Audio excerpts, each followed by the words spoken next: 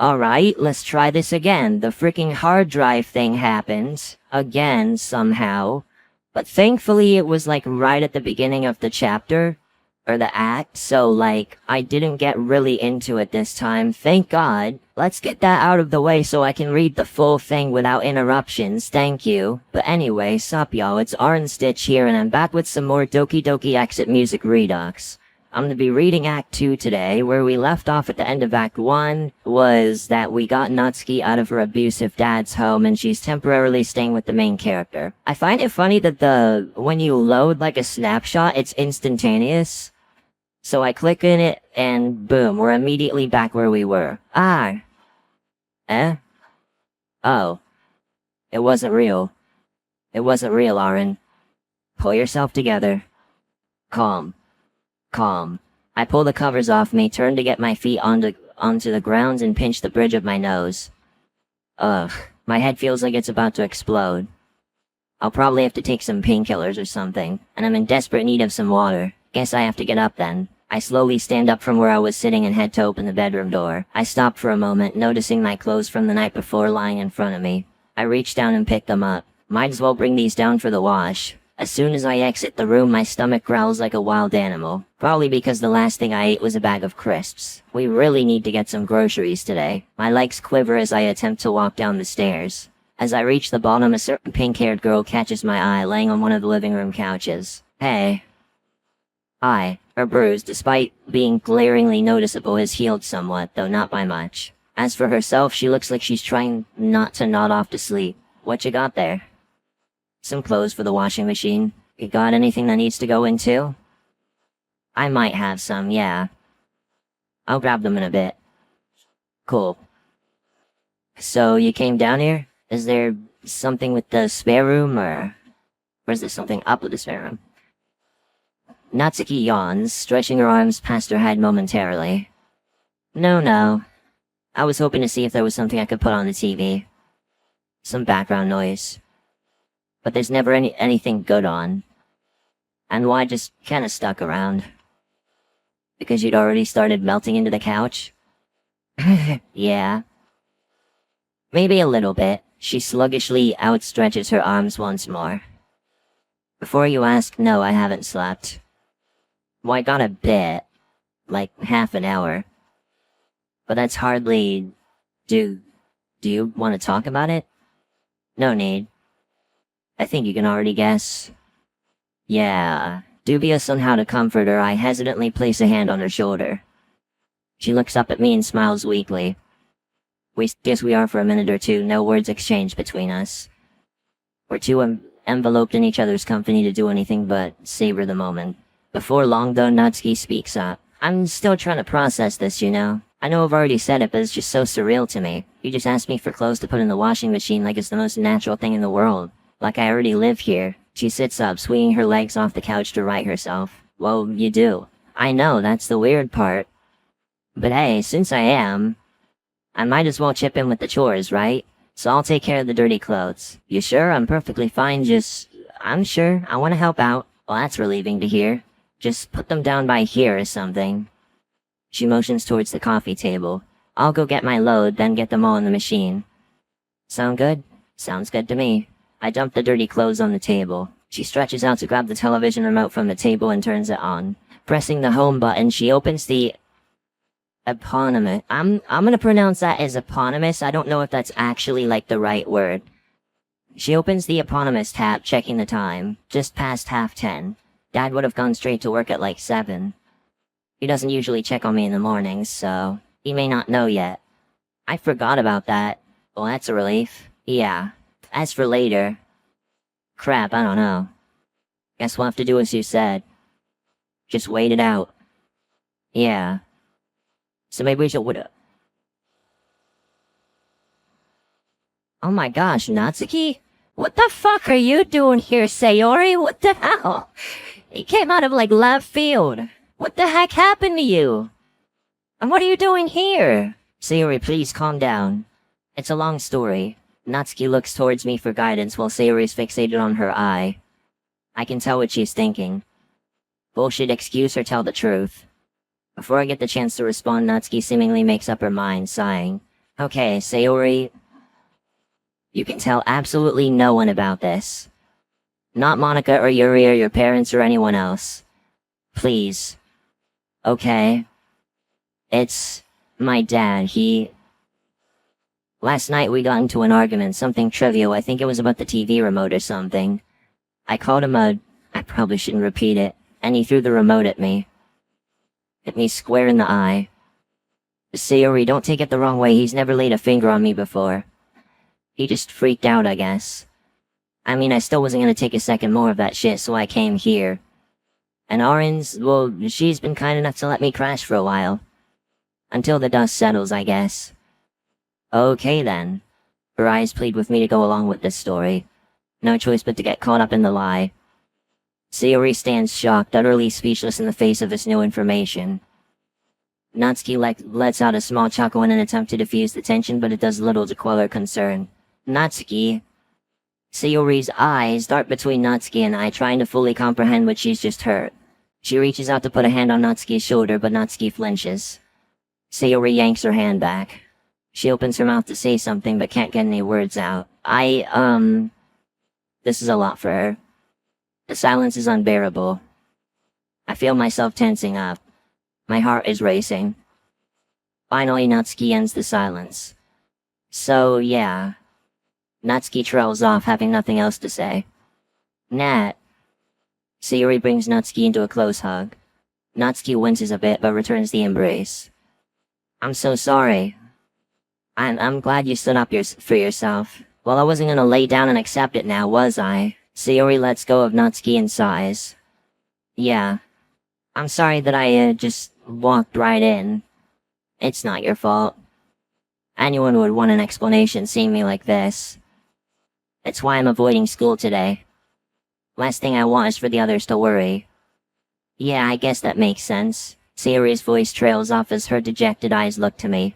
It's obvious she feels helpless to do anything for Natsuki. I step in to try and give her some peace of mind. Natsuki is safe, and right now that's all that matters. If anything happens, you'll be the first to know. Sayori's expression softens as some of her worry dissipates. Promise? I promise, we won't keep you in the dark. A sigh of relief escapes her. But again, no one else can know about this. I know, Arin, I won't tell a soul. Thank you, Sayori, that means a lot. If you guys ever need anything, I'm always ready to help. For a brief moment, she flashes a sincere smile before turning back towards the door. I'm really sorry, but I have to get to school. I missed my first lesson, so... Oh yeah, of course. Well, I'll see you guys later? Alright, Sayori. See you later. Sayori dashes out the front door, closing it gently on the way out. Natsuki. What exactly was that? What do you mean, what was that? You said he only hurt you once. Obviously, I wasn't gonna tell her the whole story, and I didn't exactly have the time to come up with a better excuse. On that note, why the hell did she just walk in? It's a neighbor thing. I should have warned you about it. Sorry. It's fine, I guess. Why didn't you just tell her the whole story? The same reason I've never told anyone else. Don't get me wrong, Arin, I love them. But I don't trust them not to see me as some frail, abused, sad little girl. You're different, Arin. You actually... never mind. An awkward silence falls between us. Neither of us know how to continue the conversation. Natsuki averts her gaze, taking a seat back on the couch. Unsure of what to do with myself, I consider sitting myself down next to her. Another minute of uncomfortable silence follows. I already regret lying. You did what you thought was right. I'm sure Sayori would understand. Out of anyone, I think she'd know at least a little of how it feels. Having a secret that you can't tell anyone about, no matter how much it hurts you. I guess. You sure she won't tell anyone? Well, we've been friends since we were little kids. You know how she can be sometimes, but I like to think she's smarter than she lets on. Safe to say, I trust her with my life. Yeah, with how much she talked about you at the club, I figured you'd known each other for a while. I mean, she does live just next door. That's how we first met when I moved in. Oh yeah, she mentioned that once. I chuckle a bit, shaking my head. Should've known. She was talking about how when you first moved here, you were scared of her. And eventually she managed to coerce you into becoming her friend. Natsuki seems to try and hold in a laugh. Although whether it's at the fact that I was scared of Sayori of all people or at the look on my face remains to be seen. Did she happen to tell you why I was scared? I don't know. I can't remember everything she said. Okay then, I'll tell you. When we arrived at our new home, just as I looked out the car window to see it for the first time, I see your face damn near pressed up against the window. It gave me quite the scare, as you'd imagine. I like to think it gave both our parents a shock as well. But afterwards I spent days not going outside because I knew she was waiting for me. I don't think a single day went by in that period of time where she didn't try to visit us. It definitely didn't help that she lived so close. So yeah, she pretty much held me hostage into becoming her friend. I guess nothing's really changed after all. I guess so. That must have been a nightmare. I covered my face with my hands to try and hide the embarrassment. Tell me about it. Oh, there was also this time she tricked me into getting a scary movie to watch while her parents were asleep. She told me it was a comedy. Safe to say I didn't sleep that night. Damn, I never imagined Sayori to be the kind of person to do that. Trust me, she's more cunning than she looks. Hey, by the way, oh wait, this one's better. In our old school, there was this big science fair they held every year. And this wasn't your ordinary science fair either. It had a ton of really cool prizes, but the one everyone wanted was this really big electric racetrack. But out of all the kids, I think I wanted it more than anyone. Thing is, though, you have to get first place to win it. So I tried harder and harder every year until eventually I got second place. The next year I was determined to get it, but I saw that Sayori was having a lot of trouble with it, and eventually she asked me if I could help her. Truth be told, I felt kinda bad about seeing her like that, so I dropped everything and helped her out. We agreed that I wasn't gonna do all the work for her and that she had to put in most of the effort. However, I promised I would always be there when she needs it. So we worked on the project every day after school for weeks, but I was always there in case she ever asked for help. By the time the science fair was right around the corner, she had finished an elaborate project on how air pollution affects the planet. She ended up getting third place. And I think you've guessed by now, but no, I didn't get past the researching stage for my project. Honestly, I don't care. I was really proud of her. So were her parents. She felt so bad about how I didn't get to do my own project that she still sometimes apologizes for it today. And while yeah, I only did it for the racetrack set up until that point, I think helping out Sayori really woke me up to the fact that I really like learning about that stuff. Hell, sciences are pretty much the only subjects I still somewhat enjoy doing. And I pretty much owe it all to her. Yeah. That was a pretty good day. My face immediately goes red. I only just now realize how much I've been talking non-stop. Wow. That was one hell of a story. Yeah. Sorry about that. I got a little carried away. Oh, don't worry, you're not as bad as Yuri. At least you can make things you talk about interesting. I laugh at that remark. Whatever you say. That does sound nice, though. Eh? You know, having that strong of a friendship with someone. I mean, yeah, but... why are you saying it like that? She fidgets in her seat a little. I never had many friends growing up. Dad was dad. The club is the closest thing to a group of friends that I've had in years. Even then, I had to bullshit him a little to go to Monica's house. She had a party there a month or so back. Said it was some club assignment. Looking back, I'm surprised he bought it. I just wanted friends, you know? I put my arm around her shoulder. But in a way, you're my best friend. You're still a dumbass, though. Hey! Natsuki smirks and giggles. Toss me the remote. Hopefully there's something watchable on. I take it you're not hungry? She shakes her head. I'm good for now. I'll help you cook a nice dinner tonight, how's that? Natsuki turns on the TV and starts flipping through channels. Fine by me. My cooking's not the greatest. Nor my baking. Remember those cupcakes? Good God, yeah. You definitely need practice. But you'll get plenty of it. We just need the ingredient. Natsuki stops abruptly, gazing at the TV screen. Her eyes suddenly light up. Oh wow, I haven't seen this in years. Huh? I glance over the TV to see what's caught her attention. Vibrantly colored fish swim throughout a large tank filled with coral as two teenagers longingly gaze at each other from both sides. All accompanied by a mushy love song. What, the movie? Yeah. I used to love it to death when I was a kid. I watched it all the time. Like, I must have seen it at least twice a week. Turning back to the TV, we watch on as the scene drags out for over a minute. Endless jump cuts panning to each side, switching focus from the teens to the fish and back, shots from inside the fish tank. This? Try as I might, I can't help but let out a groan. Hey, don't give me that. It might be a little cheesy, but that doesn't mean it's bad. I bet you like some goofy, over-the-top things yourself. Shall we go through your anime collection? That's not... Okay, fair point. Come on, give it a chance. Alright. I might as well. I take a seat beside her on the couch. See? I told you. As the closing credits play, I get up from the couch and stretch. Peering over at the nearest clock, I notice that a little over 2 hours have passed. Wow, we really been watching this crap for that long? Oh, shut up, you were enjoying it. I could see it in your eyes. Oh, seems like you were more interested in looking my way than watching the film you love so much. Embarrassed, Natsuki averts her gaze as her face glows bright red. I didn't mean it that way. I was just gauging your reaction to the film, God. I completely believe you. Whatever, my point stands.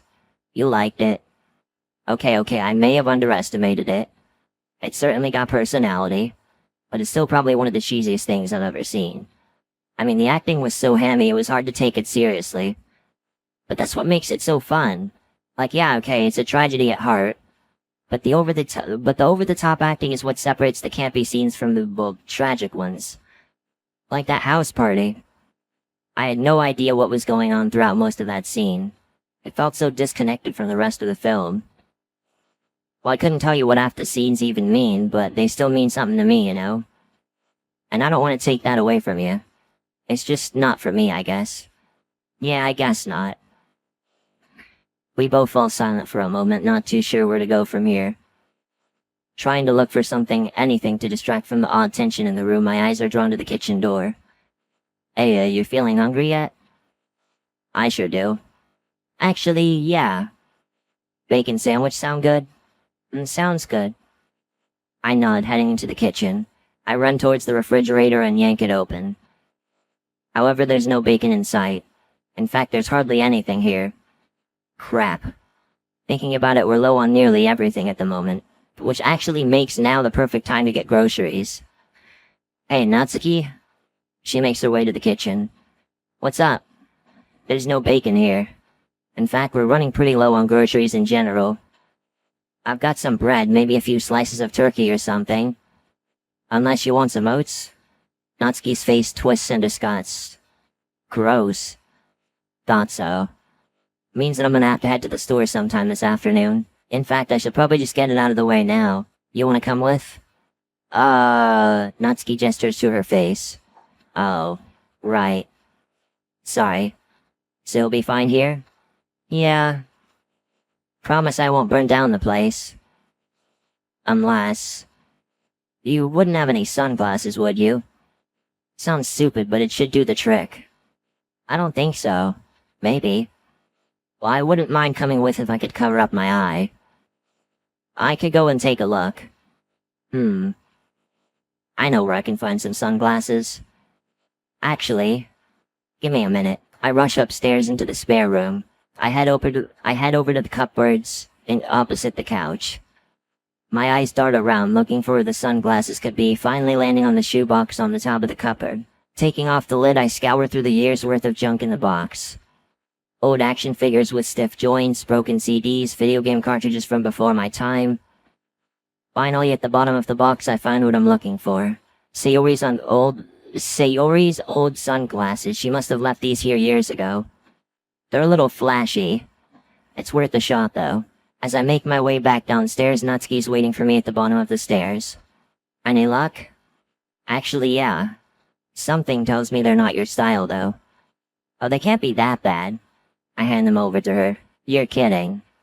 Come on, just try them on. Fine. Natsuki lets out an exaggerated sigh before putting the sunglasses on. I try to keep a straight face, but can't help letting out a bit of a chuckle. Yeah, there's no way in hell I'm wearing these. But they're so cute. Oh, shut up. Yeah, at least they do the job. I don't care, it's not worth going outside looking like some 70s rock star. She tosses the sunglasses aside, thankfully landing on the couch. Hey, watch it, the shades aren't mine. Whose are they? Oh, they're Sayori's. They're from years ago, though. Right, now that you mention it, I definitely get that impression. So I take it you're not coming with? Yeah, I'll pass. Hey, I'll keep your seat warm. I'd let out a chuckle. Anything you want? Well, since you asked, I do have a sweet tooth. Maybe some chocolate? Don't sweat it if you can't, though. Gotcha. So, hang on. Nat rips off a square of kitchen roll. Kitchen roll? I've never heard it called that before. Is that what they call, like, paper towels? Where is the author from? What the fuck? Probably somewhere in, like, the UK, or at least the author might be British, because they did call the chips crisps, which I know is a British thing at least. But kitchen roll, is that what they... It's gotta be paper towels. Kitchen roll. I've never heard it called that before. Hey Arin, you got a marker? Yeah, sure. I look around the dining table to find a marker lying across some crumpled up paper. Oh, great. I never finished that poem for the club. But given the events of last night, I can hardly be blamed for forgetting. Regardless, I grab the marker, toss the paper in the trash, and hand it to Natsuki. Marker in hand, she starts scribbling away at the weak tissue paper, somehow avoiding any major tears. She hands it over to me, and I fold it, stuffing it into my back pocket. Now you won't forget. Thanks. I won't be long, the store's not too far. I'll manage the terrifying Home Alone experience. That better not be a reference, I swear to God. Alright, I'll be back soon. I give Natsuki a wave goodbye as I head out the door. Something bad better not happen while I'm away, bro, I swear to God. I make my way down to the shopping district. As I pass by, I notice an autumn leaf fluttering along the sidewalk. Is it fall already? No wonder there's such a chill. With the store now in view, I quicken my pace. As I make my way inside, I'm engulfed in the warm aroma of the indoor heater. I take a basket from the rack and pull out the piece of tissue paper with the shopping list. Bacon, eggs, flour, castor sugar, whipped cream, and chocolate. She should have really given me some quantities because I don't know how much of these I should get. I have a limited budget, so that should give me a solid limit on how much I can get.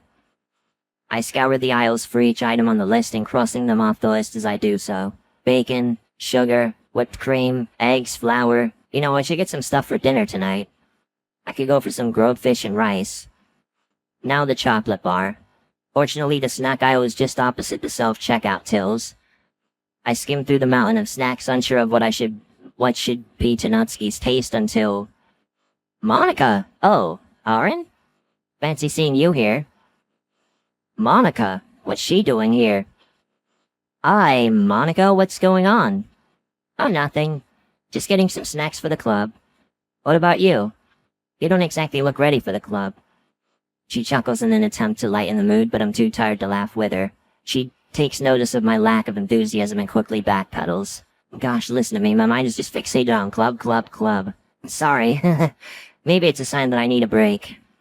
Don't worry about it, I haven't been to school today either, so... Oh? Why's that? It's been a rough week, I should keep it at that. Are you okay, Arin? Her tone screams concern for me, and for a second I almost consider telling her everything. I quickly push the thought aside and give a vague explanation instead. I'm fine, really, I just don't want to get into it. Monica continues ransacking the shelves and indeterminately tossing all her manner of snacks into her basket. She looks stressed. Is she slept? It's probably not right of me to ask. I do anyway. Are you? Huh? I meant, are you okay? Monica stops and takes a deep breath, averting her eyes. But within a second, she looks me in the eye and smiles warmly. It looks like she's being genuine. I'm okay, Arin. But I appreciate you asking. It shows how caring you are. Without another word, she awkwardly goes back to snack hunting. Nice one, Arin. I'd better change the topic. So, what are all those for? Oh, I was planning a bit of surprise party. But if you can't make it today, perhaps I should reschedule. Oh, yeah. I'll definitely be in next week onwards, promise. Okay. I'm just concerned is all. We're barely a club without you, so you being away is... She sighs, then smiles. But if you're able to come back next week, that's great. I will. I gesture towards the snacks again. But, what's the occasion? Well, you know better than any of us that Sayori's been feeling pretty down lately. So I wanted to plan something nice for her to cheer her up. Just a nice planned out welcome back event at the club. I just want to show her that we really care, you know? That sounds great. That's really thoughtful of Monica planning an entire party for Sayori. If nothing else, she'll up the snacks. Speaking of which, well, if I can just suggest something. I grab a large bar of white chocolate and hand it over to her. Monica turns over the bar and her eyebrows raise as she reads over the nutritional label. Isn't this a bit too sugary? That's the point. This is Sayori we're talking about after all. Good call. I'm a bit clueless when it comes to these kinds of things, so I appreciate the direction. I would be too if I had known her for 13 years. So don't worry about it. Unsure of what to pick for Natsuki, I take a safe bet and grab a carton of cupcakes, placing it in my basket. Monica and I head over to the self-checkout tills, both of us scanning our items, waiting to be rung up so we could pay. Since you're gonna reschedule the party, wouldn't it be a good idea to hold off and buy these things later? She shrugs nonchalantly. Well, I'm already here, I might as well get them now. I can afford it, so it'd be a waste to have to put all these back on the right shelves. I'll toss them into the fridge and bring them in on Monday. They'll still be fresh by then. I guess. And, what are you gonna do with the club instead? That's a good question, I hadn't really thought of that. Oh, maybe I could suggest they write a poem during the club hours. They could encourage some cooperation. Maybe they could develop their writing styles with each other. Oh, this could be wonderful. I would really love it if we could treat the club more like a team. Could you imagine Natsuki and Yuri writing a poem together? As she goes on her uncharacteristic rapid tangent, I realize something. I can't really say anything about Natsuki's absence. I guess she'll just have to find out on her own. I hate having to keep secrets like this, but I made a promise. Yeah, that would definitely be interesting. Yeah. After paying for our items, we head out of the store with our bags in tow. Well, I guess this is where we part ways. You sure you can't come to the club? I'm sure. I do some back juggling to reach my phone and glance at the time. Oh, crap. Running way later than I should anyway. I see. Yeah. It was nice seeing you, Monica. So, Monday? I wouldn't miss it for the world. Sayori needs the support. Great, I'll see you then. Take care, Arin. She turns away and walks down the other side of the street, heading towards school. I start my way home, walking at a brisk pace. Monica hit it well, but I could feel her disappointment. And when Natsuki doesn't show up either, I sigh. Why is nothing going the way I thought it would? The first time I talked to Monica, she looked like she had everything together. But now she looks like she hasn't slept in days. Sayori's depressed. Even if I could see the future, I wouldn't have believed it. I mean, Natsuki's living in my house, for God's sake. And me, if I'd known the stress and anxiety that being involved in the literature club would cause, I probably wouldn't have joined in the first place. I mean, who would? It was all cute girls and fun poems at first. Now it feels like I haven't seen words on paper in years. But regardless of how I feel about the whole ordeal, I'm not leaving anytime soon. If I hadn't joined the club, Natsuki would still be stuck with her abusive dad, with nobody to help her. And Sayori, she'd be... I feel my chest tighten as my heartbeat accelerates. I struggle to maintain my breath, so I hold myself against the wall to regain my composure and keep myself from collapsing. However, that does little to stop my mind and heart from racing. Would she? Don't know. Doesn't matter. Didn't happen. I'm here now, and I need to keep myself together. If only to help Natsuki, and be there for the club. The club. It's funny, really. I joined a literature club, but I still haven't read a single book. A single real book. Ironic in a way. I'm sure Natsuki would disagree.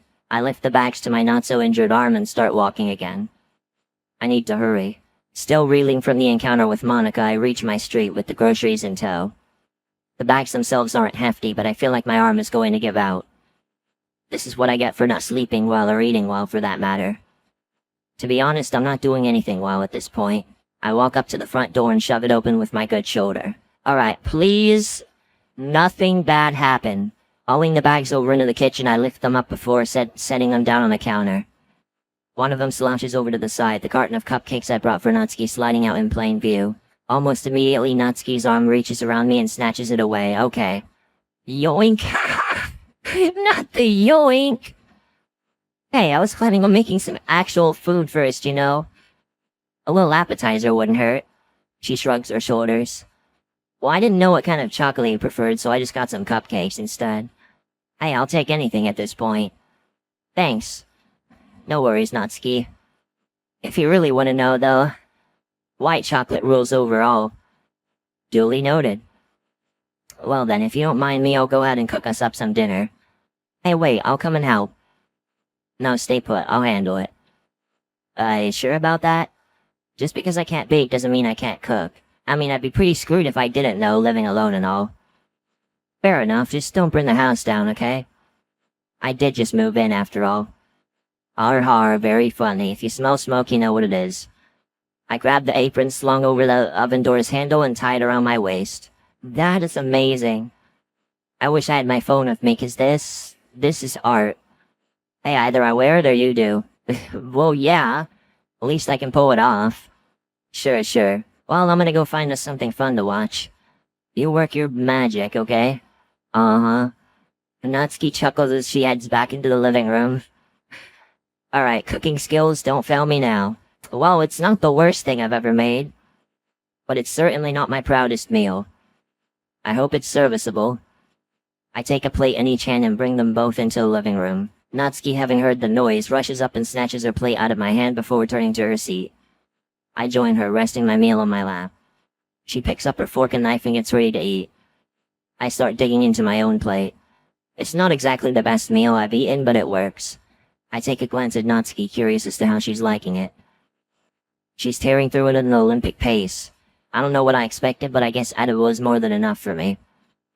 Nat, take a breather, jeez. This is some good grub.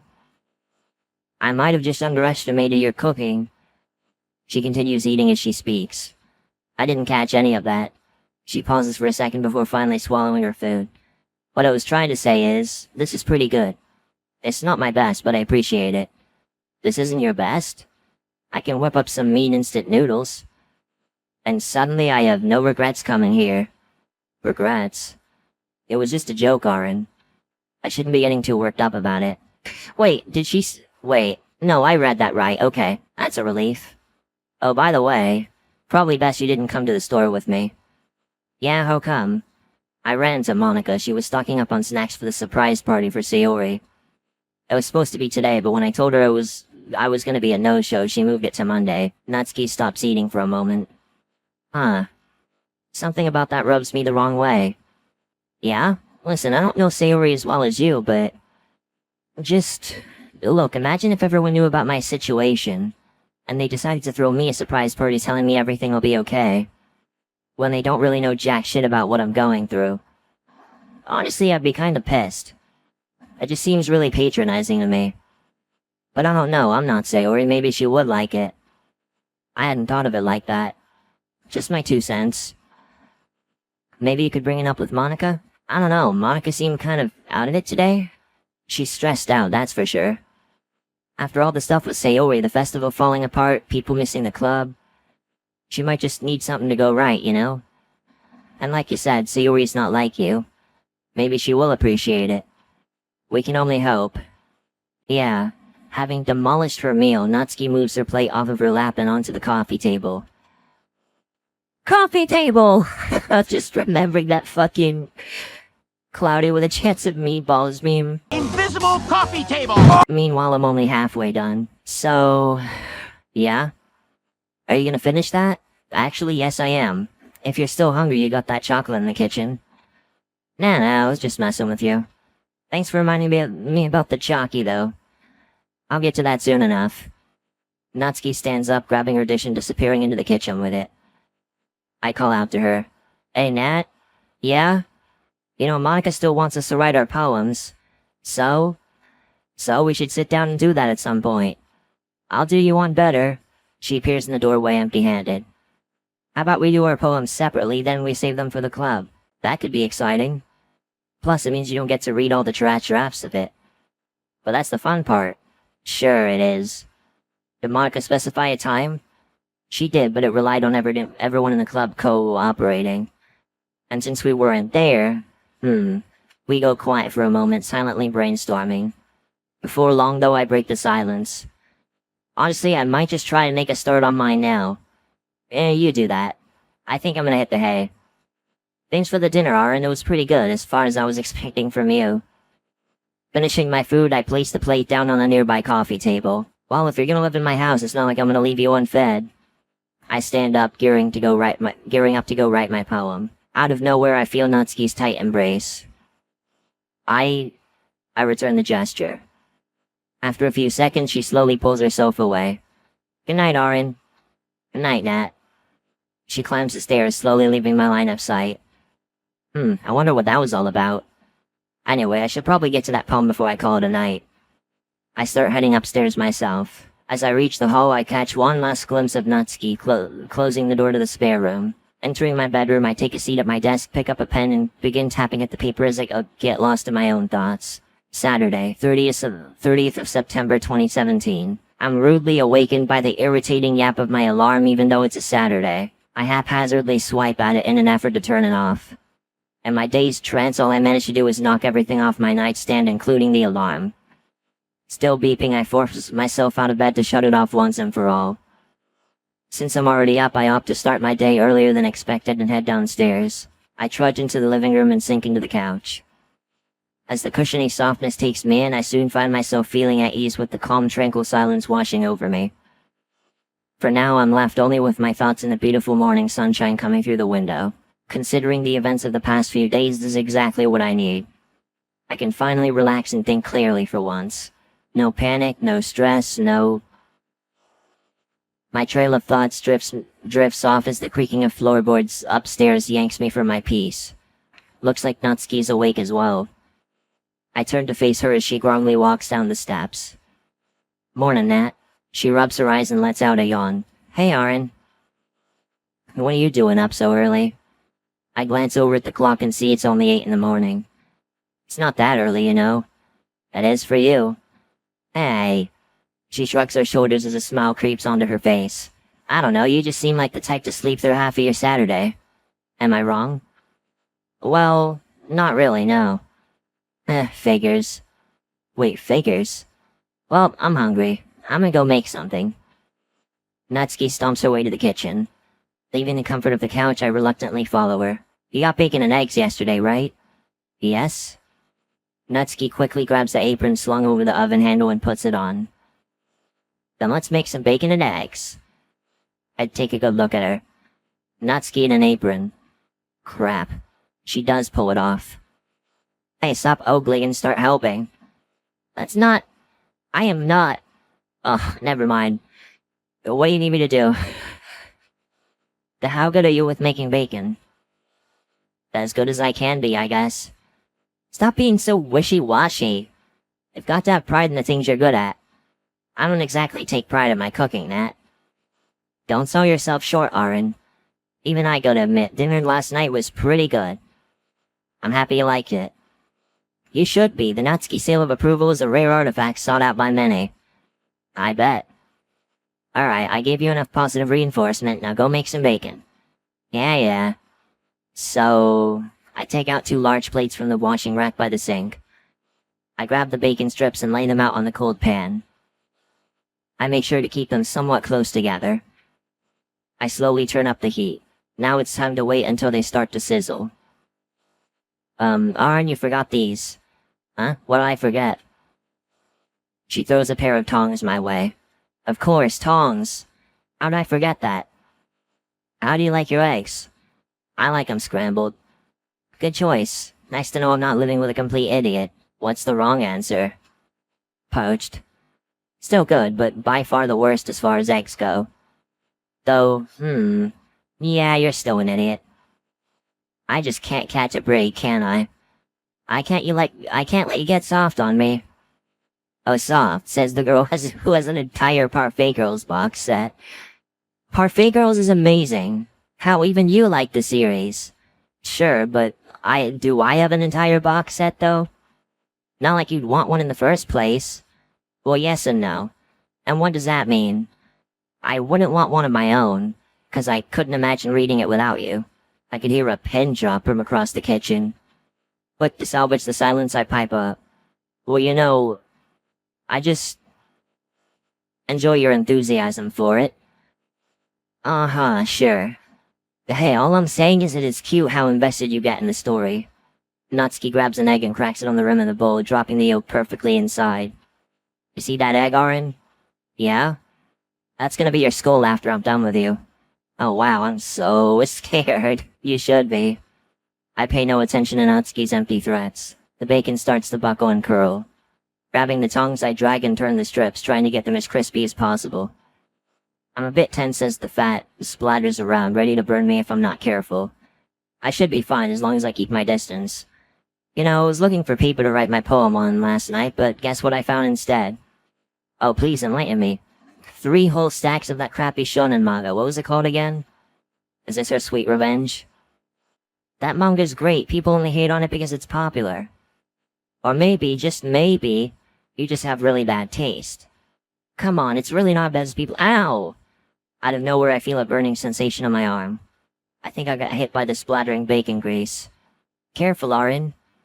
Yeah. I just got caught off guard. Alright. She turns her attention back to the eggs. This is so embarrassing.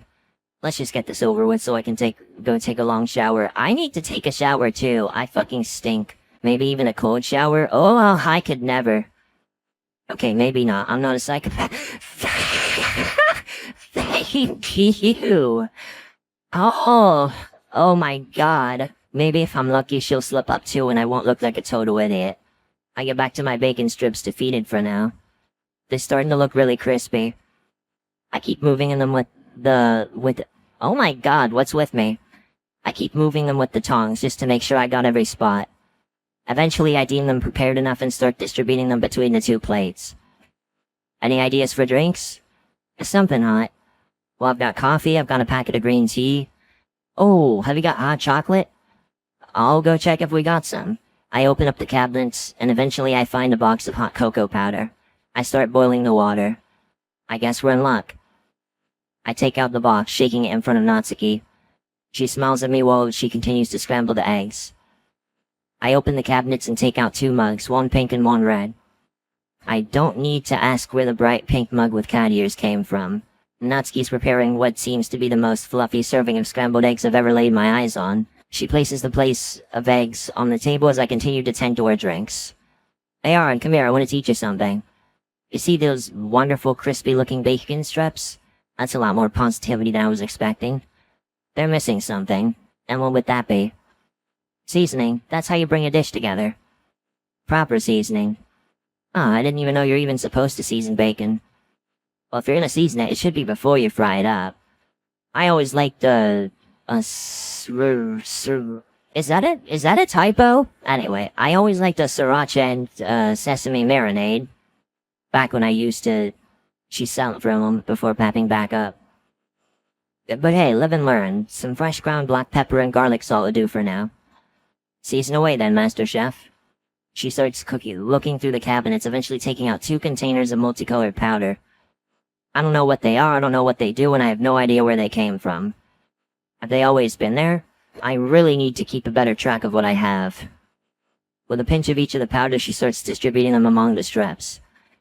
From where I'm standing, it looks like some kind of evolved witchcraft. I hope she's not trying to poison me. Guess that's the difference between my cooking and hers. She does it for the art, I do it to survive. Well, I do it to try to survive at least. She slowly steps away from the dishes. It's ready. Well, let's just get these drinks finished up and we'll dig right in. I put the hot cocoa powder in the mug and pour the boiling water in. I mix the contents with the tablespoon, making everything even. I quickly prepare my coffee as well. Coffee? Oh, I guess they're having different drinks. MC is having coffee and Natsuki's having hot cocoa. Natsuki goes ahead and heads into the living room. With my cup of coffee in hand, I follow, ready to enjoy our lavish breakfast. Walking up to the couch, I place the drink on the coffee table in front of her. Coffee table! I can't stop. Every time I hear the words coffee table, I think of Cloudy with a Chance of Meatballs me. She takes a whiff of the hot chocolate. I can't help but take note of the resulting smile. Hey, Arin, did you switch our drinks? Nope, there's coffee in this, hot chocolate in that. Why, you ask? Why did you pour your coffee in the bright pink mug with cat ears? Because obviously a bright pink mug with cat ears is the epitome of manliness. She bursts into laughter, cackling away at my dumb joke. I crack a smile. The smell of freshly cooked breakfast. Sunlight pouring in through the windows. The steam emanating from our hot beverages. Natsuki sitting across from me still laughing. It's weird. All this is happening right now, but it somehow already feels nostalgic. I start dig again. Let's start with the bacon. I need to see how well my efforts have fared. After a few bites, I conclude that it was just good enough. Seems appropriate for something I made. Looking over at Natsuki, I see her take a bite of the bacon. She seems to have taken notice of me trying to gauge her opinion. That bad, huh? What? No way. They're decent at least. Okay, let's see how good your eggs are before you talk big game. Please do. I take a portion of the scrambled eggs and stuff it into my mouth. Oh my god, these eggs are great. I couldn't hear you, could you speak up? These eggs are great. What? These eggs are great! Ah, that's better. Told ya. Yeah, don't rub it in. I take a sip from the mug. This bright pink cat-eared mug. Hey, can I ask you something? Sure, what's up? The mug's yours, right? Yeah. Why bring this of all things? Kind of a dead weight, isn't it? Surely I could have used that space for something. I trail off as Natsuki glares at me. It is not dead weight. Sorry, I was just asking. If you don't want to talk about it,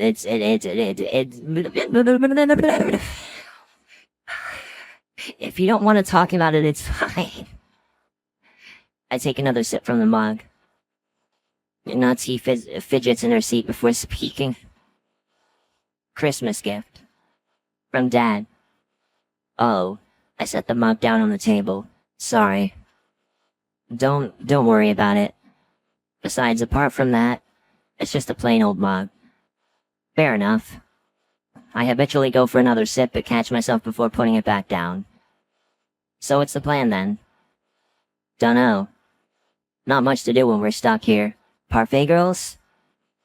Maybe later? I don't know how much more I can take of cute girls doing cute things.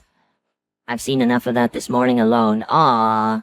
Oh, why? Are you gonna read your crappy lowest common denominator manga instead? And suddenly I'm struck with a genius idea. No, Natsuki. I won't read it. We're going to read it. No, absolutely not. Come on, I read Parfait Girls. You liked Parfait Girls. And maybe you'll like mine. But maybe I won't. Okay, then here's the $1,000,000 question. You got literally anything better to do? There's like 60 volumes. Let's be real, I probably wouldn't be able to finish it in my lifetime. That's what I said at first, then I sat down and binged the entire series in 3 sessions. Yeah, see, I have this thing called a life. Oh, really? I'm sorry, that came out so wrong. That was mean. I was trying to be joke. Don't even start. Right, I'm sorry. What the fuck was that? That was uncalled for. You know, if you wanted, we could always change things up here. We could go for a little walk around the neighborhood, get some fresh air, you know? Being cooped up in here can't be that good for you. Okay, I see where this is going. I'd love to go out. Don't take offense, Arin, because your house is nice. But man, being stuck here sucks. But you know, there is the small teeny tiny issue of my dad. What if he's in the neighborhood? What do we do then? He lives on the other side of town. He's not gonna find himself in some random suburb around here. But what if he knows I'm with you? And how would he know that? I don't know. You're right, of course. I just can't shake the feeling. Well, if you're scared of your dad so much, why keep the mug? The hound? What does that have to do with anything? I'm curious. Why would you keep a memento from him? Natsuki flinches back. I'm sorry, I didn't mean to push this on you. You wanted to hear it, so... The stupid mug is probably the closest thing to a Christmas gift he got me in years. I don't know why he picked a mug of all things, must have been the bare minimum. But I guess it gives me some kind of reassurance that even despite, well, everything, he's still my dad. How can you say that when he beats you? I don't understand how you can just... I can't help it. Being stuck with the asshole my whole life has done this to me. It's made you complacent is what it's done. I don't know how hard it's gonna be, but you do know when you need to let this go, right? I mean, not the mug literally, but him. For the person who ran away from him, you're sticking up for him a whole lot. And suddenly I realize, wait a minute. Did you not let me call the police because you didn't want to put your dad in prison? What? No! It's a lot more complicated than that, okay? In fact, haven't we already been through this? Well, yeah, but I just never got your lack of faith in the police department. I mean, surely they'd do something if you made a report. You'd think that, wouldn't you? I tried to a few years ago. I went to them, told them everything I could, and nothing. Not a call or a follow-up. Nothing. Not a damn thing. They took my statement, I guess, but I never heard back. I guess in the long term I should count my blessings that he never found out. I can't even say that I'd be here if he had. A tense silence washes over us as her mind races with the gruesome possibilities. She glares at the ground, then back to me. Do you get it now? I mean, God, if he found out I was here, I'd be screwed. And you would be... Natsuki suddenly stops in her tracks. You'd be... She waves her hand around her face. You'd be as screwed as me. I shouldn't have listened to you. What? What do you mean? Coming here was a mistake. My eyes widen at the sound of her words. To think she regrets how far we've come. I look off to the side to collect myself before facing her and responding. Why do you think that? I mean, aren't you better off here than dealing with him? Obviously, but what if he finds me with you? You might end up getting hurt. That's just it, though.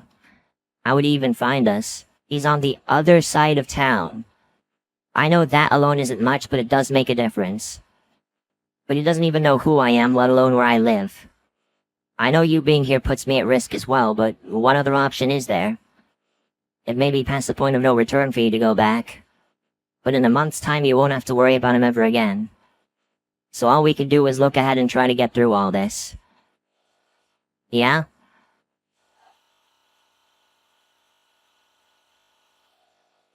Without another word, Natsuki stands up and makes her way upstairs.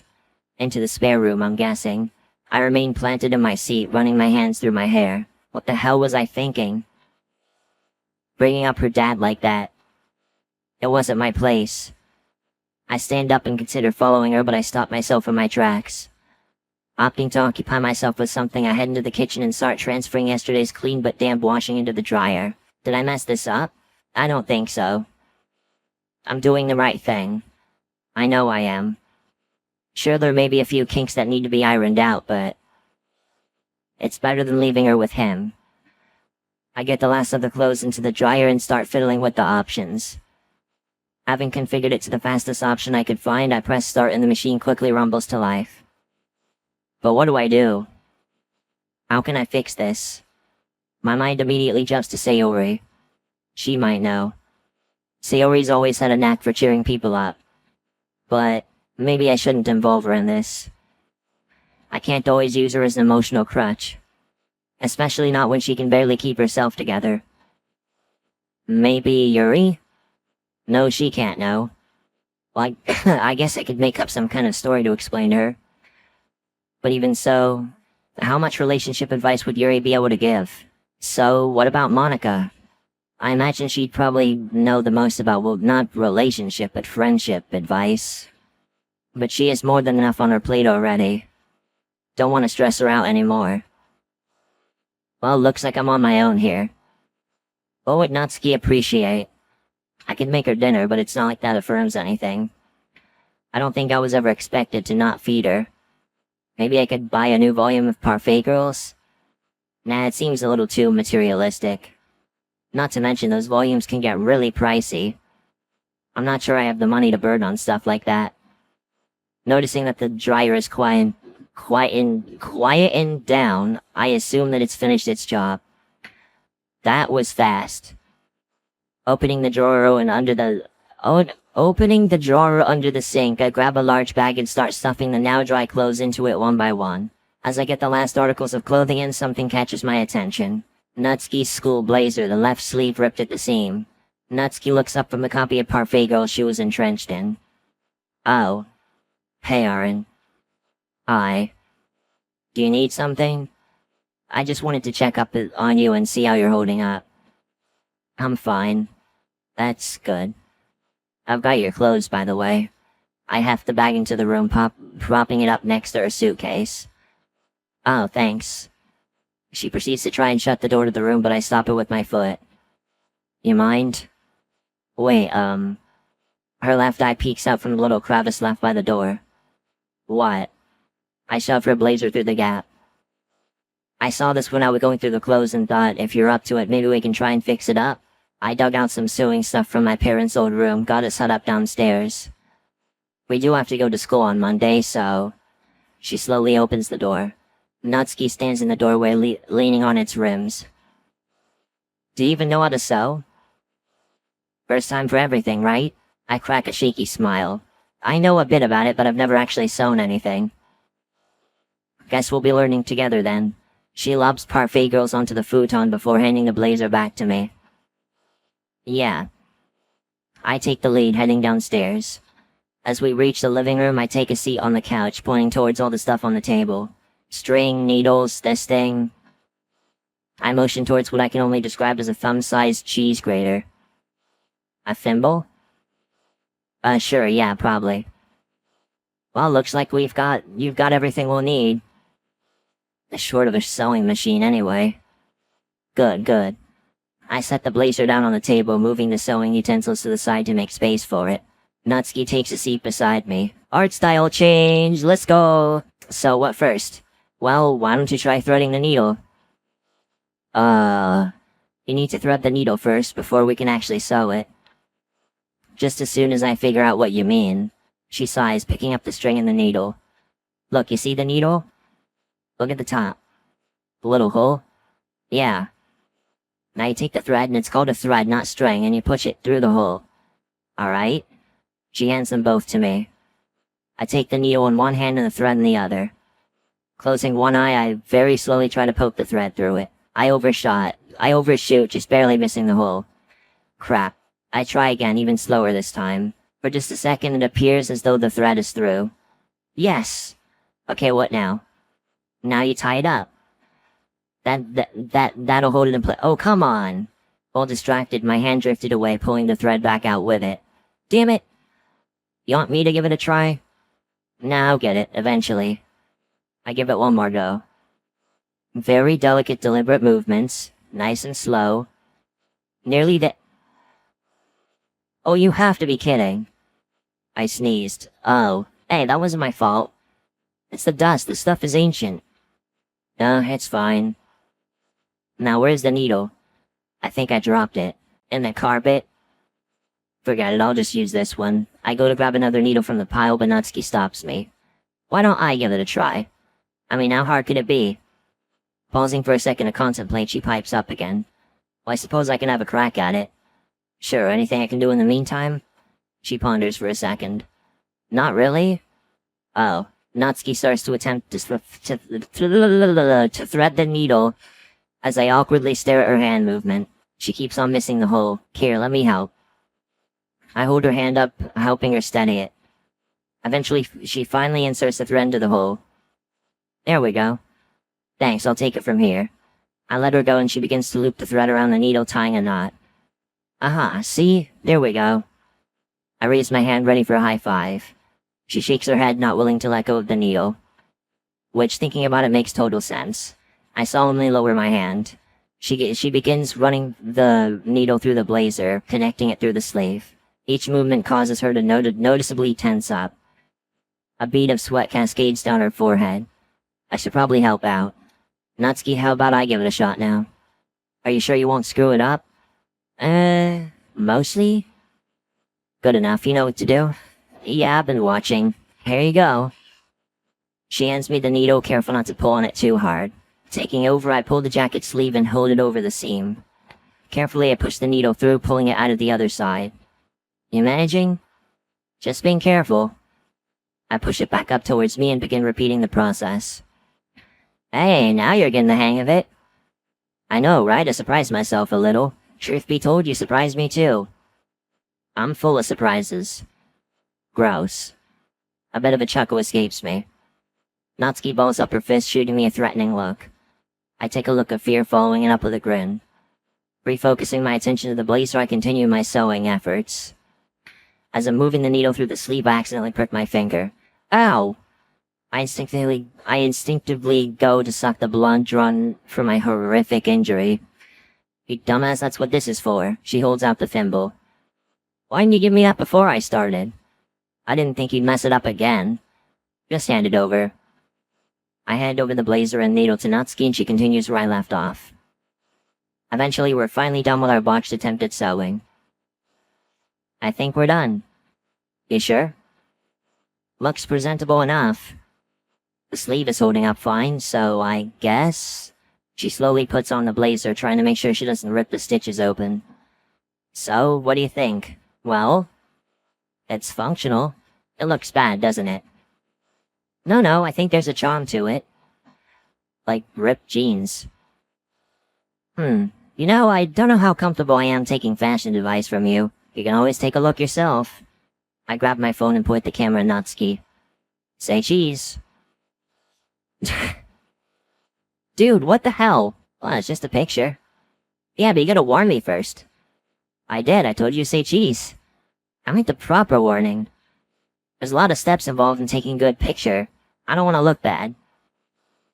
Oh, I don't know, I think you look great. I shoot her a gentle smile. She flinches back, her cheeks look turning a bright shade of red. Don't be stupid. Just take a look at it yourself. I turn the phone over to her, showing her the photo. The jacket looks alright, I guess. I don't really think the jacket's the highlight of the photo. Whatever. Natsuki takes off the jacket, mumbling under her breath.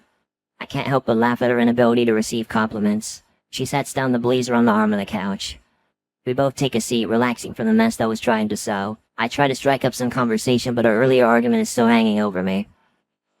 Well, Arin, now is as good a time as any to own up to your mistakes. Hey, Natsuki? Yeah? I'm sorry for what I said today. It was way out of line. Don't worry about it too much. I get it. This whole situation's just so complicated. She grows silent, seemingly contemplating what she's going to say next. So, we've got time to kill. Like a lot of time. TV or parfait girls? Hardest question of my life. Just kidding, parfait girls, obviously. I read it as if, like, it was like a rising... Sometimes I can't tell what emphasis to put on the questions. Like, in that case, it was like TV or parfait girls. But I read it as if she was, like, offering both options at once. As if the MC would have had a third in mind. You get what I'm saying? I don't know. But anyway, TV or parfait girls? Hardest question of my life. Just kidding, parfait girls, obviously. With volume 3 done, Natsuki reaches down to place it back into the box. Alright, I give up. This does just get better and better. See, it just took a little time investment. Come on, say it. Just say you like it and be done with it. Well, not done, we haven't finished it, but... You know what I mean. But I already said I liked it. I fake a hearty sigh. It's really good. There, that's my final answer. You happy now? Very. I think it's time to get up. If we sit here any longer, I fear we might leave a lasting imprint on the couch. Not to mention, it's dinner time. What do you fancy? What do we got? Honestly, I feel like we can have a night off. Get a takeaway or something. Like a door delivery. How's pizza sound? Oh, that sounds nice. You sure you can afford it? It won't break the bank. I can chip in, you know. Nah, it's on the house. Besides, it's just for tonight. Like a reward since we did something productive. Like one of Pavlov's dogs? I'm shocked you even know who Pavlov is. I'm not stupid, you know. I heard Yuri yammering on about it once or twice. So you do listen to her. By the way, heads up. Taking my phone out of my pocket, I lob it in her direction. Luckily, she catches it. What's this for? You sort the pizza out, I've gotta go to the bathroom. Passcode's 1105. Pick what you want. I'll just have, I don't know, you can pick for me too. But $30 is the limit. Got that? Clear as day. Actually, did you say 30 was the limit or was it 40? Oh, shush. Natsuki buries herself in my phone as I head upstairs. As I head downstairs, I notice that Natsuki's turned the lights off and the TV back on, her legs crossed, resting on the coffee table. I step over her in order to take my seat. You took your time. Nature calls. So, what'd you get? Oh yeah, large Hawaiian to share, some sour cream and onion sauce, breadsticks to go with that, and a big bottle of lemonade. Should be here in 10 to 15 minutes, give or take. As delicious as it sounds, my mind immediately jumps to the price. Oh god, how much? As she returns my phone to me, I get my answer in the form of an email receipt. Oh, that's not that bad actually. Plus I tipped the guy, hope you don't mind. Sounds like a feast. So, what you watching? Oh, you know, just some trashy soaps. Really, I thought they only aired during the day. Reruns. I think they're called an omnibus, where they rerun a bunch of episodes at once. Right, I forgot that happens. I don't really watch TV. It just feels outdated, given that you can stream almost anything you want. Right? I was literally having a fucking conversation about that the other night, like last night with my mom. Like, while I was having dinner, I was like having a conversation about, like, I'm not quite sure where it came in, but I literally mentioned that, like, there's, like, a lot more personality and, like, it just seems cooler to, like, you know how with cable, there's, like, the whole thing about, like, not being able to watch what you want whenever you want, and you have to wait, like, for a specific day and hour. And, like, if you can't watch it in the moment, then you have to, like, record it. And then there's, like, the frustration of just barely missing what you wanted to watch. I was literally having a conversation about cable versus streaming with my mom the other day. I say the other day, it was yesterday, but yeah, that was basically the basis of the conversation. Cable versus streaming and how I like cable more. But yeah. Suits my non-schedule better when I can just put something on whenever. Funnily enough, I couldn't really buy those subscriptions. So, cable TV, that was my only option besides rewatching old DVDs. And I wore those out pretty quickly. You know, hey, don't give me that look, it's not all that bad. They only had 2 helicopter crash subplots in this show. I aspire to reach that level of self-control. Natsuki— oh, the door knock. Natsuki flinches, stiffening up like a board. I peer out the window and glimpse a lanky teenager with a backwards cap walking back to his car. Hey, it's okay, it's just the pizza guy. Oh, I think the asshole gave me an actual heart attack. He could've just used the doorbell. Heading to the door, I grab the pizza and bag off the porch and head back inside. Well, here it is. Pizza, lemonade, and all the other stuff I already forgot you bought. Well, put it down already and let's dig in. Natsuki rips the box open. Box? Taking a slice for herself, she slathers it in sour cream and onion sauce before stuffing her face. I retake my place on the sofa, grabbing a slice for myself. We sit quietly, just appreciating our food and the garbage TV. Out of the corner of my eye, I notice movement coming from the window. Oh, would you look at that? What? I think it's snowing outside. What? Wait, are you serious? She eagerly springs to her feet and makes her way to the window, abandoning her slice of pizza as she does so. She presses her face against the glass as she looks on in awe at the little flecks of snow falling from the sky. No shit, we never get snow here this early. Must have been a couple years at least, haven't seen snow before November in a long time. I wonder if there'll be enough to stick. Guess we'll find out tomorrow morning. Until then, let's keep eating. Not gonna argue with that. She jumps back on the couch and quickly grabs another slice. As I try and reach for the lemonade, I see Natsuki quickly open the bottle and take a swig. Hey, come on, use a glass. What? I was thirsty, it's not that big of a deal. It's kinda gross. Now I've got a drink from that. Alright. She wipes the bottle top with her shirt before setting it down and disappearing into the kitchen momentarily. When she returns, she throws the plastic cup my way. I fumble but catch it, proceeding to pour myself a glass. You know, I remember last time it snowed, me and Sayori went all around town. It was so weird seeing everything covered in snow, because we'd only seen it maybe 2 or 3 times in our lives at that point. We kept trying to make snowmen, but they always fell apart. My snow day experience was different. Back then, I used to hang out with a different crowd. Not really anyone I called friends, though. I don't think you'd know any of them, but... Anyway, we all thought it'd be very funny to throw snowballs at passing cars. And it was funny until one slammed the brakes and we all bolted. I pretty much ran until my lungs were sore and ended up having to go home because we'd all split up. And I thought my life was boring. Yeah, I was a real piece of shit back then. Tell me about it, man. Well, at least you've outgrown throwing stuff at moving vehicles. I hope. She smirks and snickers at me as I take a swig of lemonade. Now that I mentioned it, I think I got something fun for us to do tomorrow. Absolutely not. I'm kidding. Come on, we could probably do something fun and...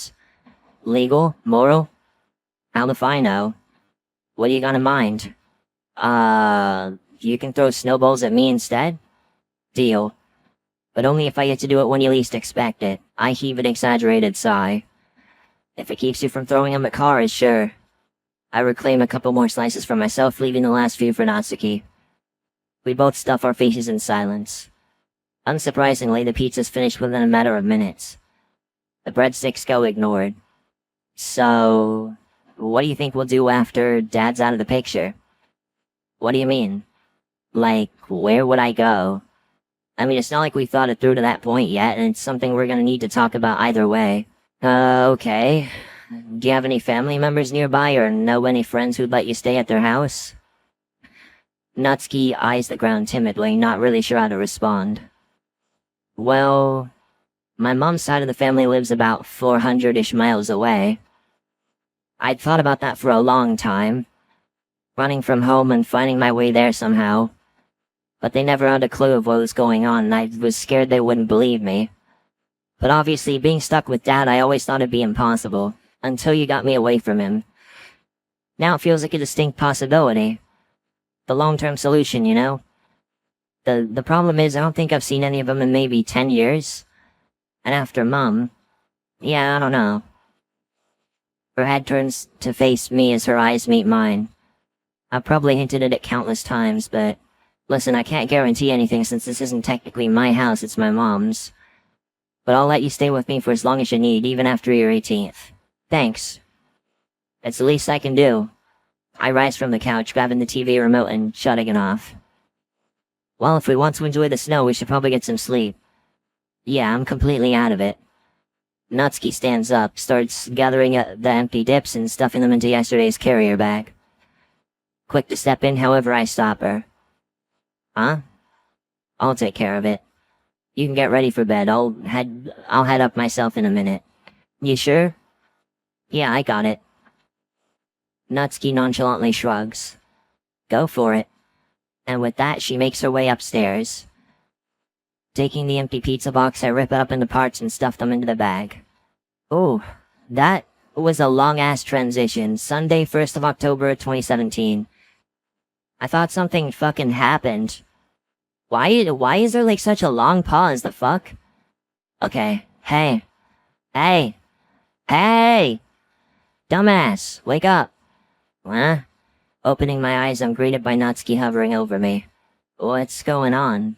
The snow stuck. Huh? Oh, really? Yeah, I haven't gone out, but it's really piled up. That's neat. Come on, let's go check it out. What's the time? Like midday? Just give me 5. God, you're a really heavy sleeper. No way you're just gonna sleep for another 3 hours. Come on. I wrench my eyes back open. Fine. Just get out a sec. I'm not too decent under here. Ew. I'll be out in the hall. She disappears. Slipping out from under my sheets, I immediately rush to the wardrobe to put a shirt and some pants on. I slip my shoes on as I exit into the hall. Natsuki's gone. I assume she's headed into the spare room. I idle outside for a moment and sure enough she appears. Why is it blurry now? Fancy. Well, I don't want to freeze my ass off out there. You'll need one too. I'll grab my coat on the way out. I rub the sleep from my eyes, yawning in succession. There we go. As we both head downstairs, I get my first look at it through the window. Mounds of snow piled up all across the street, decorating the shrubbery. It's honestly beautiful. For once in my life, I actually want to leave my own home. Oh wow. I know, right? So, want to check it out? Of course I do. And her eye is mostly back to normal. Oh my god. I pull a random jacket from the coat hanger before following her out the front door. Whoa. A snow edit. Dude, that's cool. As expected, I'm immediately hit by a gust of chilling wind, but I savor the moment. Trudging through the snow towards the middle of the road, I look off to the end of the street. The snow seems to rage on endlessly. I start to shiver almost immediately. I should probably have worn a couple more layers of clothing, but from behind me I hear the scrape of snow being mound together. If this is her idea of when I least expect it, turning around I veer to the right and narrowly dodge the snowballs that whizzes past my head. Damn it. Nice try. You thought I wouldn't expect that? My attempt at posturing comes off like... show off. Yeah, like that. I'm still gonna get you though. Oh yeah? Don't think you'll be able to keep your guard up all day, Arin. When you're walking, talking about whatever without a worry in the world, you'll forget eventually, and that's when I'll strike. I'd like to see you try. You're on. Well, the way you're talking about it sounds like we got a busy day ahead of us. I mean, sounds like we'll be out and about.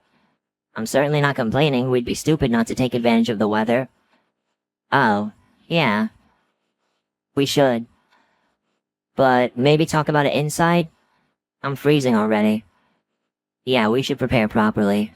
I make my way back to the door and slip through past Natsuki. Hanging my coat back up, I waltz straight into the kitchen and begin digging through the cupboards. What you making? Just cereal, I'm thinking. Don't want to waste too much time on breakfast. I'll get the bowls then. As Natsuki wanders off and starts peeking into various cabinets, I pull out the cereal box. I head over to the fridge and grab the disgusting long life milk. Where are the bowls? I point towards the cupboard housing the plates and bowls. Thanks. It's weird. I feel like I've lived here for months, yet it still feels so unfamiliar to me. Am I that boring? No, I guess it was just easy to adapt. Natsuki places the bowls on the counter. I start pouring the cereal, following up with the milk. We both seat ourselves at the dining table and start eating our breakfast. Okay, I might as well get this out of the way. I do want to go out, but I really don't know if we should. Yeah. Well, I guess we'll just need to be careful. We stick to alleyways, side streets, stuff like that. You take those sunglasses, yes, those ones, just in case you need them. Which, being honest, you probably will. Sounds like a plan. Plus, Dad always liked to stay home and drink on Sundays anyway, day of rest and all that. So if we're careful, we should be okay. Sounds good to me. You got any idea where we're gonna go? I dwell for a moment. I got nothing. Nothing interesting open? I don't really know. I just don't get out enough. Then now's as good a time as any. Well, not quite. You know what I mean. Yeah, I getcha. Finishing off my cereal, I opt not to drink the milk and just dump it in the sink. Alright, I'm gonna go get some more layers on. I don't exactly want to freeze to death out there. Same here. I wish I'd remember to grab my old scarf, though. Feel like I'm really gonna be hurting for one. I don't have one either, so at least we can share the misery. I wouldn't have it any other way. Anyway. I'll be ready in a moment.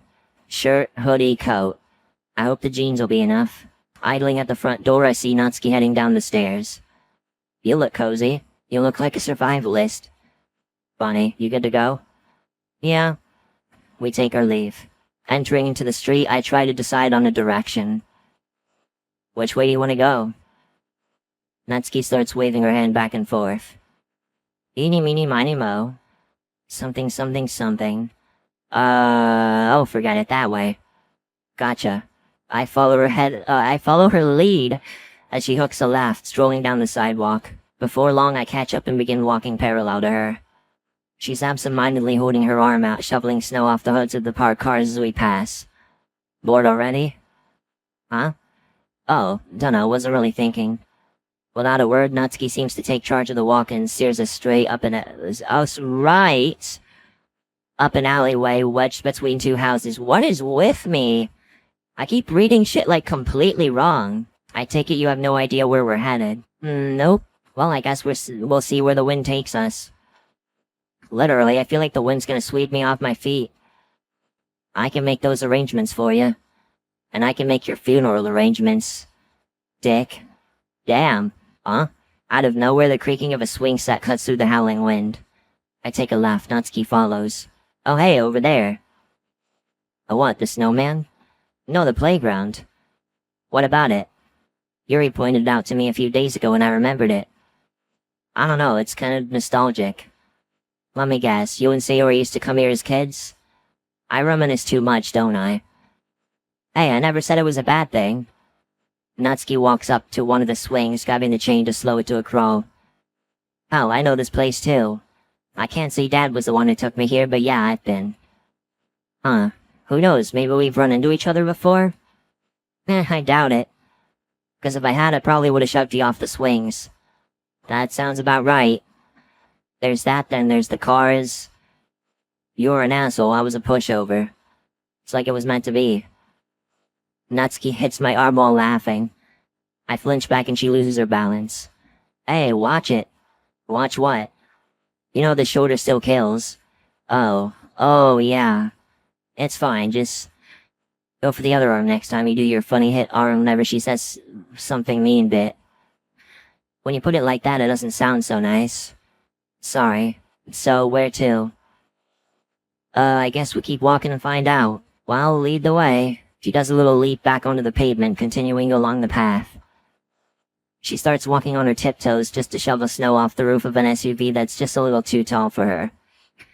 I catch up to her, nearly slipping on the icy stat. However, I manage to right myself just as Natsuki turns to me. Smooth. You know me, smoother than a baby's butt. You know what? I'll just let that one go. That's better that way. I'm pretty sure whatever snarky comeback you say would probably be worse. You're such a loser. And here you are with me. What would that make you, a loser by extension? Honorary loser? Shut up. Loser light? Oh my god. Okay, I'll stop. We carry on walking along the path. So far, so cold.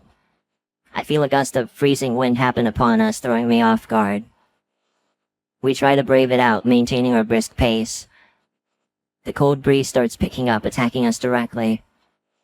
I see Natsuki shiver in her boots, her body tightening up, trying to stave off the cold. I'm not faring too much better as I start rubbing my arms, attempting to maintain an illusion of warmth. Hey, Arin, is it just me or did it get a lot colder? No, I feel it too. Maybe we should camp out somewhere warm? Yeah, let's go. Jogging ahead, we ignore our previous apprehensions and head out to the main street. Suddenly, we're surrounded by crowds upon crowds of people making their daily commute. I look away for a moment as the groups of what look like tourists separate us. Looking around, I can't seem to catch a glimpse of Natsuki. She's gone. My mind begins to race, thinking of all the worst possibilities. I walk ahead, trying to find her. Natsuki? Nothing. I begin to pick up the pace. Natsuki? Arin? That's her. Natsuki. Arin. I see her being pulled into another group of tourists. What's why you so... Before she gets swallowed by the crowd once again, I take a hold of her hand, pulling her close. Jeez, Nat, stay close. Don't be such a worrywart, Arin. The people won't kill me. Yeah, right. Sorry, just, you know... Yeah, I get it. Let's just find somewhere to chill for a bit. I'm pretty sure chill is the opposite of what we want, right? I let out a tiny chuckle. Sure. We walk along the sidewalk, surrounded by strangers on their phones. I feel a tickling sensation in my palm. I didn't notice. Her hand is still in mine. There's a cafe over there, what do you think? Oh, sure, I could go for some coffee. She pulls me by my hand towards the entrance. God, you're heavy, just pulling you is making me tired. You know, you could let go of my hand. Well, we need to keep track of each other, right? I don't want you to freak out just 'cause you can't keep your eyes on me all the time. Right. That's totally it. Hey. Wipe that stupid grin off your stupid mug. Stupid? That's a lot of stupids. When talking about you, I'll need every stupid I can get. When we finally make it to the cafe, she suddenly pulls her hand away from our grip. She then insultingly rubs the palm of her hand on her coat. She smugly struts into the cafe. I trail behind, clouded by defeat. Once entering the cafe, our bodies visibly relax as the warm air of the interior touches our frozen skin. On the way in, Natsuki dons the ridiculous pair of sunglasses that she got with her. Stopping at the counter, Natsuki looks at the menu selection. What are you in the mood for? I could go for some hot chocolate. But I did have that yesterday. Try something new? Might as well. I guess I'll try the caramel macchiato. Great, guess I'll go for, hindered by my lack of knowledge on coffee, I scan the menu above the counter for answers. Mocha frappe. I'll go order, you find us a seat? Yep. Don't mess it up. No promises. She gently slaps my uninjured shoulder as she walks to the seating area. I move to the back of the line and wait my turn. Bored of waiting, I take out my phone and scroll through my list of notifications. At the top, I see a message from Sayori from about 3 minutes ago. Hey, Arin. 3 exclamation marks.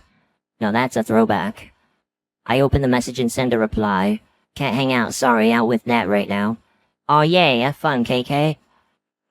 Say hi to her for me. Will do. Maybe tomorrow after club we can hang out. Oh yeah, definitely. See ya then. See ya. I put the phone away and nonchalantly order. It's nice to see that even after everything, Sayori's still okay. Well, not okay, but with all this stuff with Natsuki going on, I didn't have the chance to check up on how she's doing lately. I guess I'll know the answer to that tomorrow. The price comes up on the screen. Ignore the price of a hot coffee on a cold day is irrelevant. I pay the ludicrously high bill and carry our drinks over to the seating area. Natsuki's taking a high seat by the window, coat slung over the back. She's looking outside, her eyes fixated on the pearly white scenery. I can see the remnants of her cold breath leave her body as she takes another. Her pink hair stands in contrast to its surroundings. Maybe it's dumb of me, but I can't help but stand in awe. Something about her. Her face tilts away slowly. For a moment I see an expression on her face that I'd never thought I'd see. An almost melancholic longing. What's under all that aggression, Natsuki? What do you feel? All of a sudden her horrific glances turn towards me. Immediately her face contorts and sports her usual cocky smile. Oi. You sit now. What's with the lake? Is Natsuki like kind of like partly Australian? Cause like she says mom like mum, spells it M-U-M. Like, of course this is probably like a fanon take on Natsuki, or like a headcanon of sorts, but like, is she part Australian? Like first mum, now oi.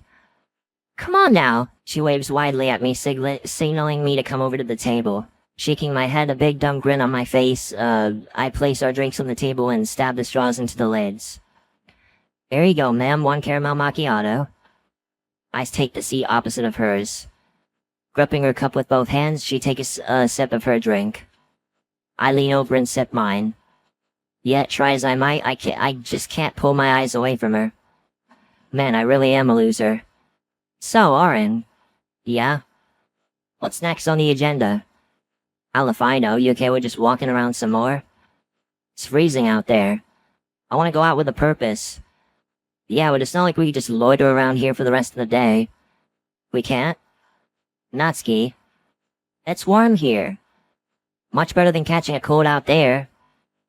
It seems that the great Natsuki has finally met her match. A light breeze. Oh, piss off. Language. Where are you, my dad? An awkward silence washes over us. I should have said mom, cause, you know, trans femme. I itch the back of my ear, thinking of a way to salvage the conversation. But, nothing comes to mind. I gulp before sipping on my delicious mocha frappe. She twiddles with her thumbs, telling me she's not faring any better. Whoops. Yeah, whoops.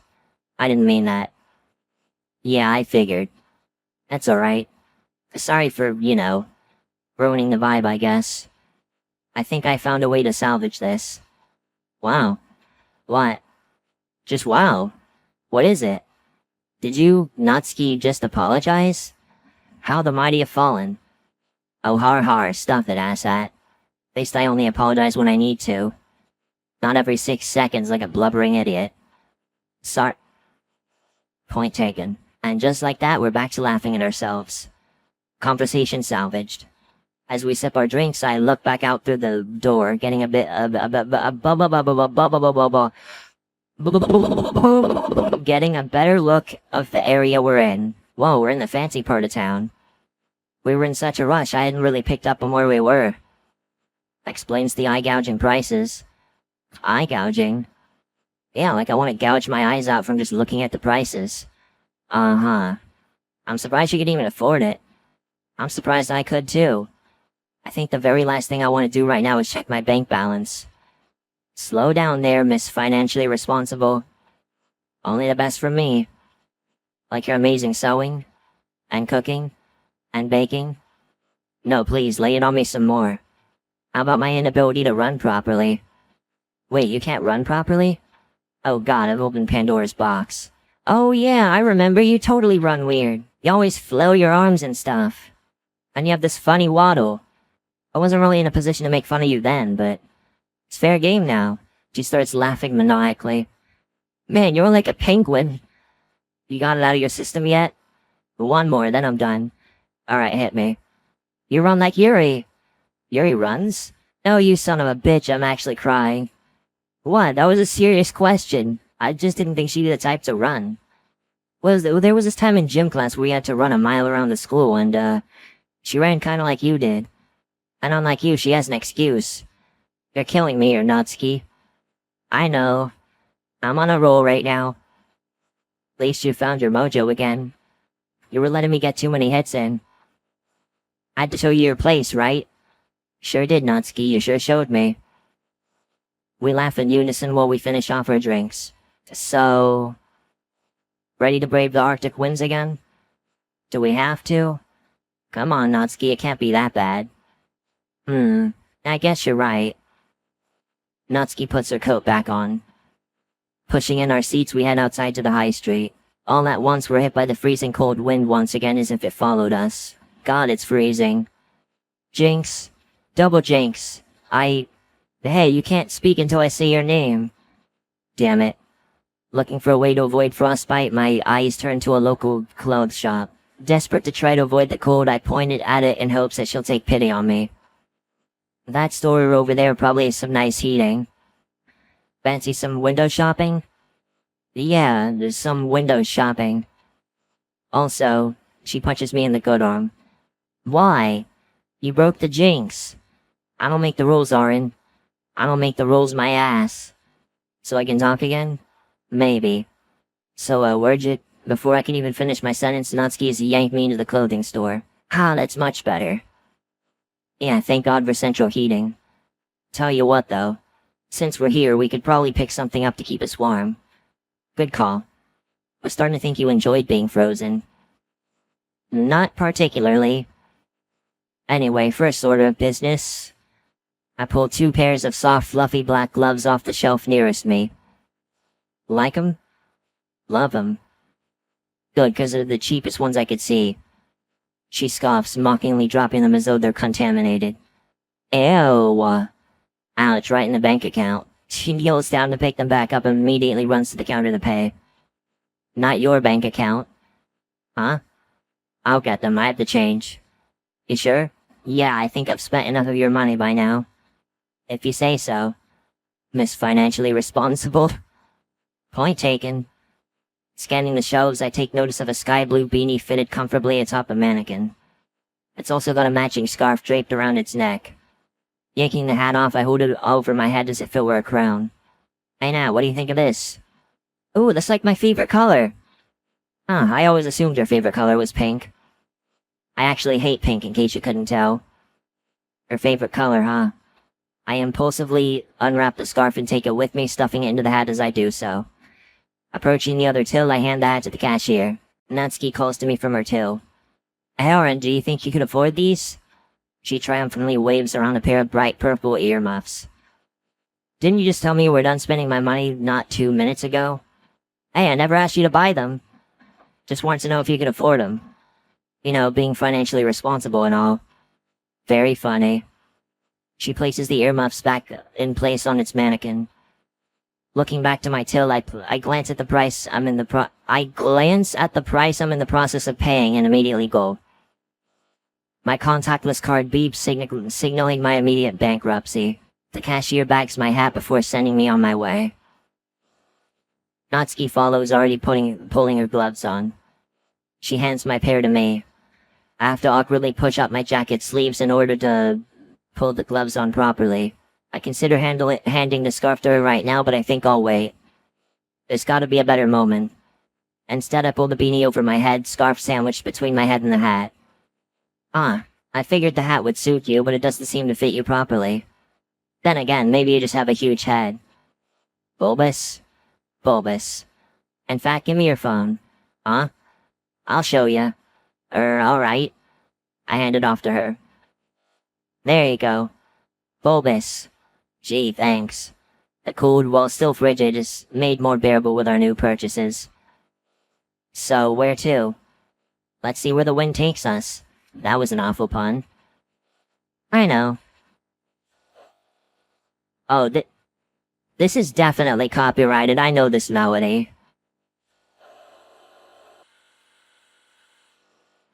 So this is like a montage of sorts. Heh, art style switch.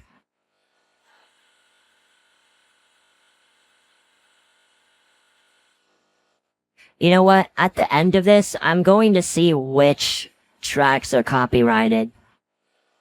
'Cause I don't know. Wow. Just wow. After a hell of a day out, we make our way back to my house. We haven't made much conversation on the walk home, instead opting to take in the beautiful scenery around us. Mounds of soft glistening snow cover swaths of ground and lay delicately on the leaves. The light whirl of the cool, crisp breeze lightly grazes our faces, a welcome change from the hellish winds earlier. It's really a beautiful sight to behold. Considering everything, now would be the perfect time to spring my surprise. I reach up and slowly pull the beanie off my head. Natsuki gives me a curious look. Hey, guess what? What? I pulled the scarf out of the beanie like I'm a magician pulling a rabbit out of a top hat. You said this was your favorite color, so... You didn't... Oh my god.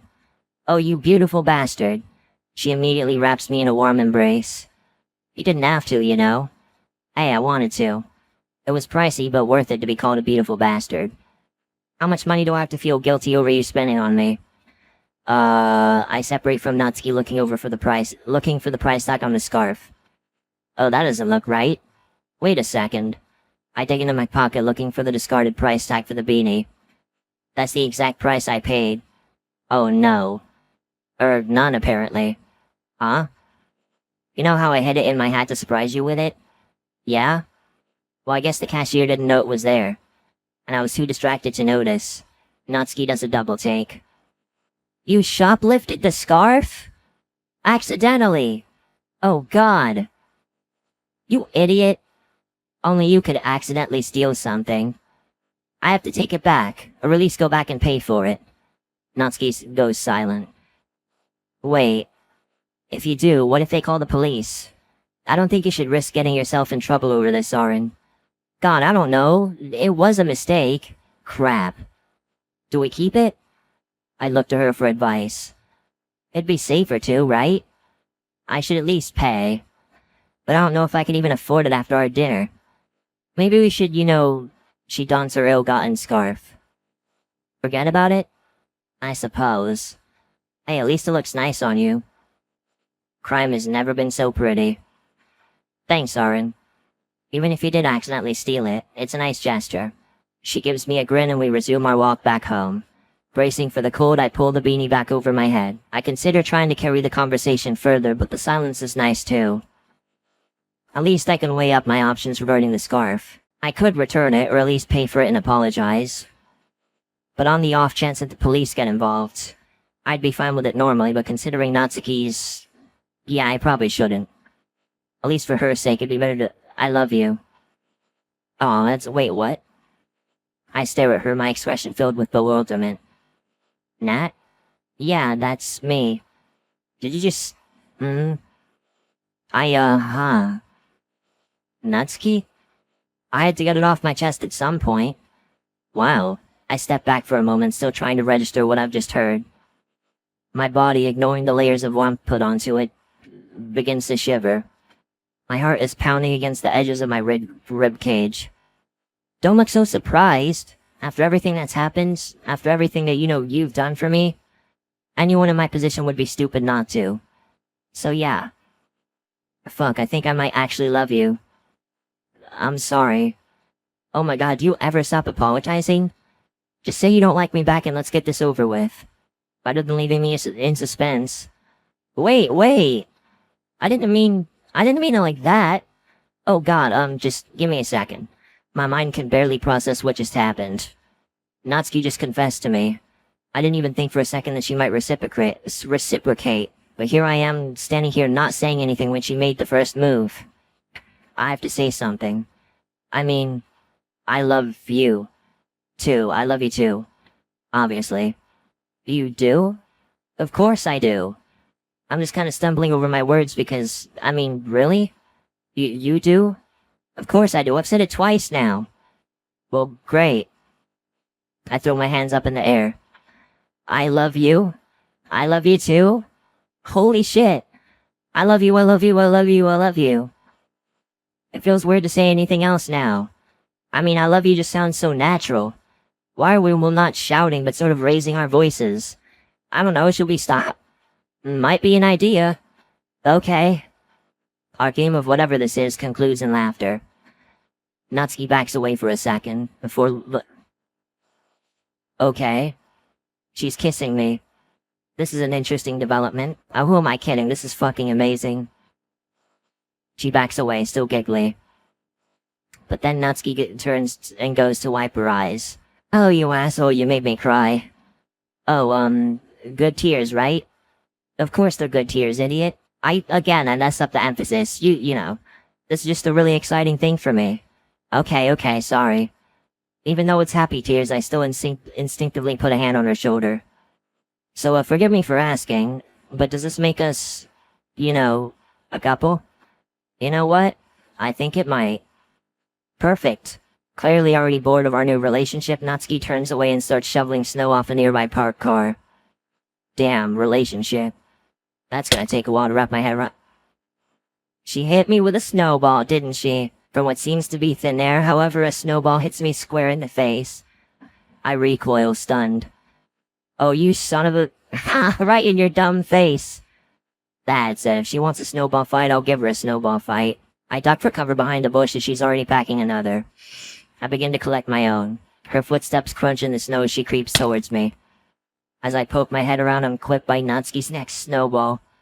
Returning fire on her, I hit her square in the back as she retreats towards the back of the car. Natsuki lets out a yelp and falls to the ground. Uh-oh, did we hit a bruise? We hit a bruise.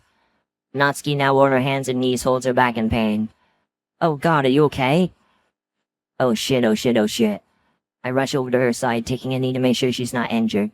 Natsuki, I'm so She faked it, didn't she? Natsuki scoops a mound of snow up and throws it in my face. She hops back under her feet and backs away, giggling. Stunned and covered in snow, I trip back at the car's alarm blares out and Natsuki and I trade oh shit looks. In unison, we both down the street, leaving behind the fruits of our mischief. Bro, what the fuck? We shoplifted a scarf on accident and now fucking set a car alarm off. God damn! After a couple of minutes, I slow down, practically gasping for air. You knew that would get my guard down, didn't you? You're too predictable, Arin. But hey, that's why I love you. We stand silent for a second, unsure of what to do or say now. Well, home? Yeah. Quickly would be good. Fun as it was, my gloves are soaked now. Good idea. She holds out her soggy hand for me and I take it graciously. We walk the last leg of our journey home together with a hefty weight off our chests. Finally turning back onto our street, I sigh in relief. My left hand feels as though it's about to fall off due to frostbite. However, my right hand is comfortable in Natsuki's.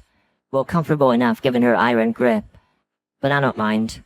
Approaching my front door, I muster all my strength turning the key and opening the door. However, I manage it just fine and hear the reassuring click of the lock unlocking. Before I can retreat into I'm blindsided by a snow fist to the face. Natsuki shoves past me, immediately shedding her coat and making a beeline for the couch. Was that last one for luck? Nah, I just felt like it. You're being a real gremlin today, aren't you? It's what I do, Arin. Sighing in defeat, I head straight for the radiator and turn it up to what I can only imagine is the literal fires of hell setting. Comfy. Picking up Natsuki's hastily discarded jacket, I hang it over the living room door, followed by my own. From behind me, I can hear Natsuki's flipping through channels on the TV, before stopping at the jingle of a show I haven't thought of since I last visited Grandma. I groan. Really? I'm too tired to watch something highbrow. And you look about the same. Well, you're not wrong, I am exhausted. Natsuki pats the free space next to her on the couch. Why don't you come watch some garbage TV with me then?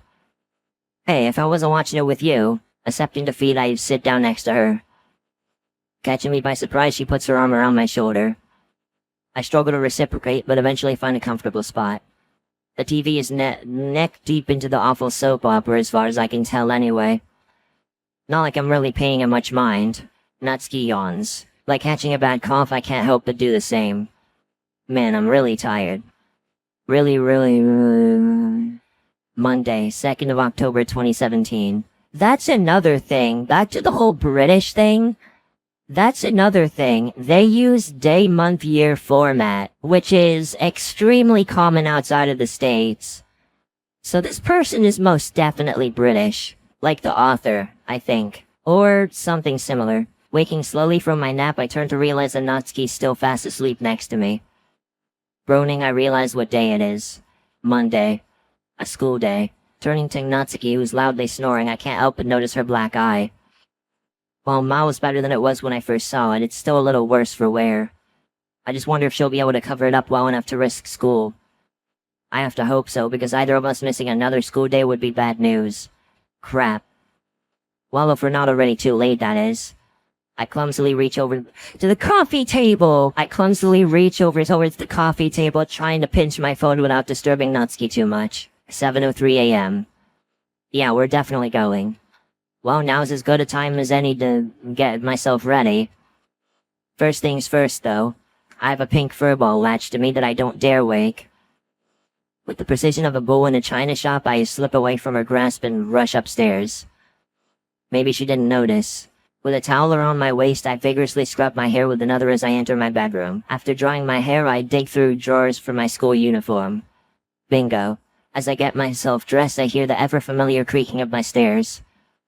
Maybe she did notice. Just as I finish fiddling with my tie, Natsuki pokes her head through the door. Hey. How are you feeling? In general? Well, that too, but I was more asking about your thoughts on heading to school today. She takes a second to answer. I could try. What about your eye and your dad? Well, it mostly depends on how well I can cover up this.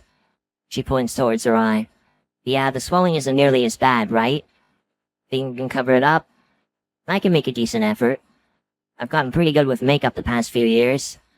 And as for my dad, I don't know, I don't think he'll go as far as to confront me at school. Too many witnesses. Dad always liked to behave in public. Our family's nobody's business or whatever. But if something is up, we can always hole up here and get our work somehow. I quickly regain composure before she can notice my demeanor shift. And you've got all your uniform, right? Nothing missing? I checked. Jacket looks good enough. Yeah. Oh, and by the way, I'm feeling pretty alright. Well, that's great. Thanks. Talk to you when I'm done. She disappears and I hear the bathroom door lock from across the hallway. Interesting that neither of us addressed the elephant in the room. I shrug it off and resume my preparation. Heading over to my desk, I unzip my school bag and shove my stationery into it, followed by my reading materials for today's lessons. And the 4th and 5th volumes of Parfait Girls for good measure. Lastly, I come across the poem I wrote for today. I fold it in half, then neatly tuck it away in my bag before slinging it over my back. That should be everything. Heading out into the hall, I rap on the bathroom a couple of times. Just a sec. After a moment, Natsuki pokes her head through the door. Okay, how's it look? I'm taken aback by how well she's covered up the fading bruise. Well, for a second, I forgot it was even there. It looks great. Thank God. It looks so weird seeing her back to normal again. I was worried it wasn't enough. Well, it looks like I'm going to school after all. She exits the door, only to pull me into a short but sweet half-hug, presumably to avoid the makeup smudging. Thanks. What for? It's no problem. Well, I'll be waiting downstairs. You want some toast or something? Ooh, that'd be nice. She pecks me on the cheek. I'd better get ready then. Don't want to be late on the first day back. I nod as she slinks into her room. I idle for a second, just taking in the fact that Natsuki actually just kissed me on the cheek. Ow, she hugged me. Well, this is their third kiss now. The fact that we're actually together now is still a little mind-boggling. Yeah, I was not expecting that. But I stopped dawdling. That toast isn't gonna make itself. What about Sayori? Sayori said that she loves the MC. At the beginning of, Act 1, this toast isn't gonna make itself.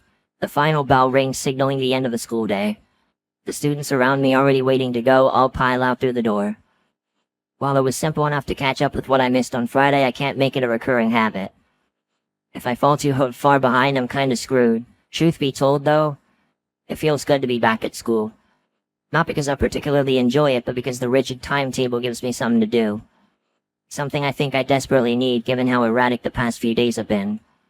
Now, time for the literature club. I follow the last few students out of the door and take a left turn. Rounding the corner, I enter through the ever-familiar door and find... nobody. I don't think I've ever actually been the first person to arrive at the club before. Digging through my bag, I whip out the 4th volume of Parfait Girls, take a seat at the desk near me, and opt to occupy myself with some light reading until someone arrives. Sure enough, it's not long before the door swings open. Arin? Hey, Nat. You're early. Hey, so are you? Yeah, I'm just around the corner, so... Natsuki scans her eyes around the room. So no one else is here, then? Not yet. She hops onto the desk, legs dangling back and forth. I'm guessing Monica and Yuri are preparing for that welcoming back Sayori thing. And Sayori's... I shrug. Oh yeah, the party. Natsuki sighs. Oh, how's the eye? Nobody's noticed, so I think I did a good enough cover-up. And will you need to reapply the makeup or anything? I hope not. You will let me know if you start to see it again, though, won't you? Of course. The two of us sit in silence for a few moments, letting the atmosphere soak in. But before long, I interrupt. Well, wanna pass the time? I wave Parfait goes around. Sure. Beats doing nothing. Hopping off the desk, she pulls out the chair next to mine and takes a seat. Just as we find our page, Monica stumbles through the clubroom door. Damn, she doesn't look so good. Hey guys. Oh hey Monica, you need any help with that? Looking over at the clubroom entrance, I notice Monica carrying a surprisingly large and seemingly heavy bag into the room. She nods her head promptly, her red face displaying some sort of annoyance. Like when I last saw her, she seems pretty stressed out. I'll give you a hand. Dude, it's almost as if she has sleep bags. Damn. Sure, just be careful, it's fragile. Natsuki assists Monica in carrying the bag into the clubroom and placing it on the teacher's desk. What have you got in there? Cinder blocks? Actually. She unzips the bag, unveiling a new tea set. Wow. Just a little something for Sayori. Oh, and the rest of us, of course. The new set is 5 cups. One for each of us, our names painted on each in a different color. The new teapot is Literature Club written in script across the middle on each side. I mean, it's nice and all, but... is this really a gift for Sayori? I don't think I've ever seen her show an over-interest in tea. Sweet. Looks great, Monica. What's that for? Oh, this? She pulls a decorated card out of the bag, handing it our way alongside her pen. This... is a bucket. I'm kidding. This is actually something I needed to catch up with you two on. Yuri and I have already signed it. Dear Sayori, welcome back to the Literature Club. We know things haven't been easy, but we just want you to know that we're all here for you. Regards, Monica, Yuri. Looking over to Natsuki, her expression screams too much. But knowing what happened with the festival, her big day, not to mention the sporadic at best club meetings last week, it seems Monica's praying for something to go her way. Monica does have a little bit of sleep bags going on with her eyes, doesn't she? Look at that. Oh, sure, I'll sign. Taking her pen, I sign off on it. Handing it over to Natsuki, I nod to her. She scrolls her name down. Thanks, guys. I'm sure she'll really appreciate it coming from all of us. Taking the card back, Monica folds it shut and slots it into the envelope. She neatly puts the card back in its place, wedged between two cups. Turning back, she gives us a double thumbs up before zipping the bag back up, hiding the tea set from view. So where is Sayori? Oh, Yuri took her the long way around since, I needed some time to catch up with you. Oh, how could I forget? You two brought your poems, right? For once I have an answer. In my bag, yeah. Same here. Oh, perfect. Well, looks like this is gonna go off without a hitch. I hope so. Natsuki takes notice that I'm motioning towards Parfait Girls and returns to her page. Monica takes a seat at the teacher's desk, tapping her fingers on the desk. The three of us sit in silence, waiting for Sayori and Yuri. Oh no! The snacks! Huh? Monica rises from the chair, heading towards the door. I'll be right back, guys. I gotta go get the snacks from my locker. Oh, okay. Just as Monica pulls the door open, Sayori and Yuri appear.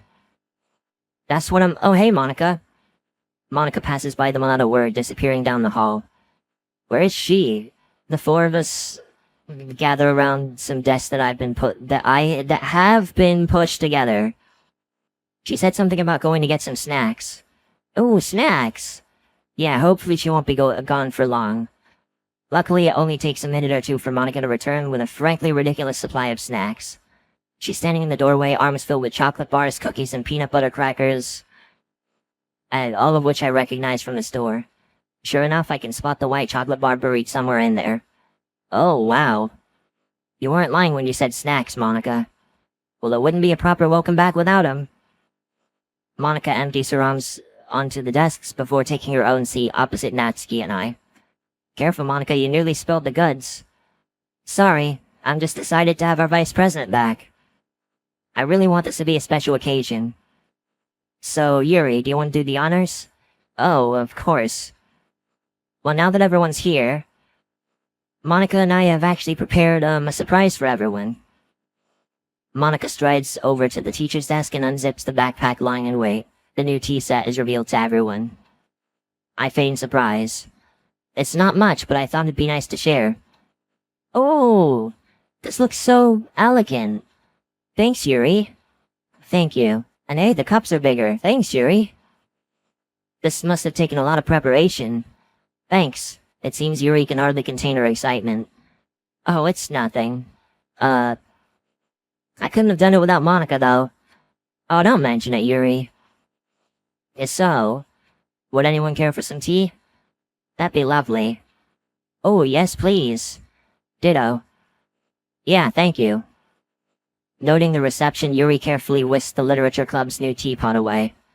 I can't help but smile. It's been a while since I last saw everyone in the club all gathered together and happy. As the thought crosses my mind, Monica reaches into the bag, pulling out the card from earlier. Sayori? It's for you. From all of us. Sayori carefully opens it, taking care to avoid ripping the envelope apart. She takes a moment to read before closing it back up and slipping the card back into the envelope. Oh, thanks. It's no problem. We just want you to know that we care. And we're here whenever you need it. That means a lot. But it's okay, you don't need to worry about me. Oh, I just want to make sure you're comfortable here. Thanks, Monica, but as long as I'm here, I'm as comfy as can be. I'm really relieved to hear that. Oh, hold that thought. Before Sayori can get another word in, Monica motions towards the mountain of snacks. I don't mean to change the subject so quickly, but take your pick. We're celebrating your return after all. Sayori shifts in her seat a little but smiles anyway. These look really nice. And just for you, from the pile, Monica recovers the white chocolate bar, offering it to her. Thanks. Don't thank me. Arin steered me in the right direction. Sayori turns to me, giving me a strange smile before quietly tearing the wrapping and taking a nibble. Before long, Yuri returns, teapot in hand. Judging by the steam emanating from the spout and the fact that Yuri's protecting her hands with a dishcloth, I assume it's boiled too hot to hold. She looks like she's trying to handle a bomb. Carefully setting the teapot down on the desk, she begins filling each cup with water. She then rummages through her bag some more and pulls out a small box of tea bags. However, this time she seems to have a surprise in store. Oh, one thing. This isn't just any old tea. This is a mystery blend. She gently swirls the tea bag around in the cup, playing up the mystery element. Taking 4 more, she carefully dips each into the water. Once she's finished, she distributes her individual cups one by one. Monica raises her teacup. To our vice president.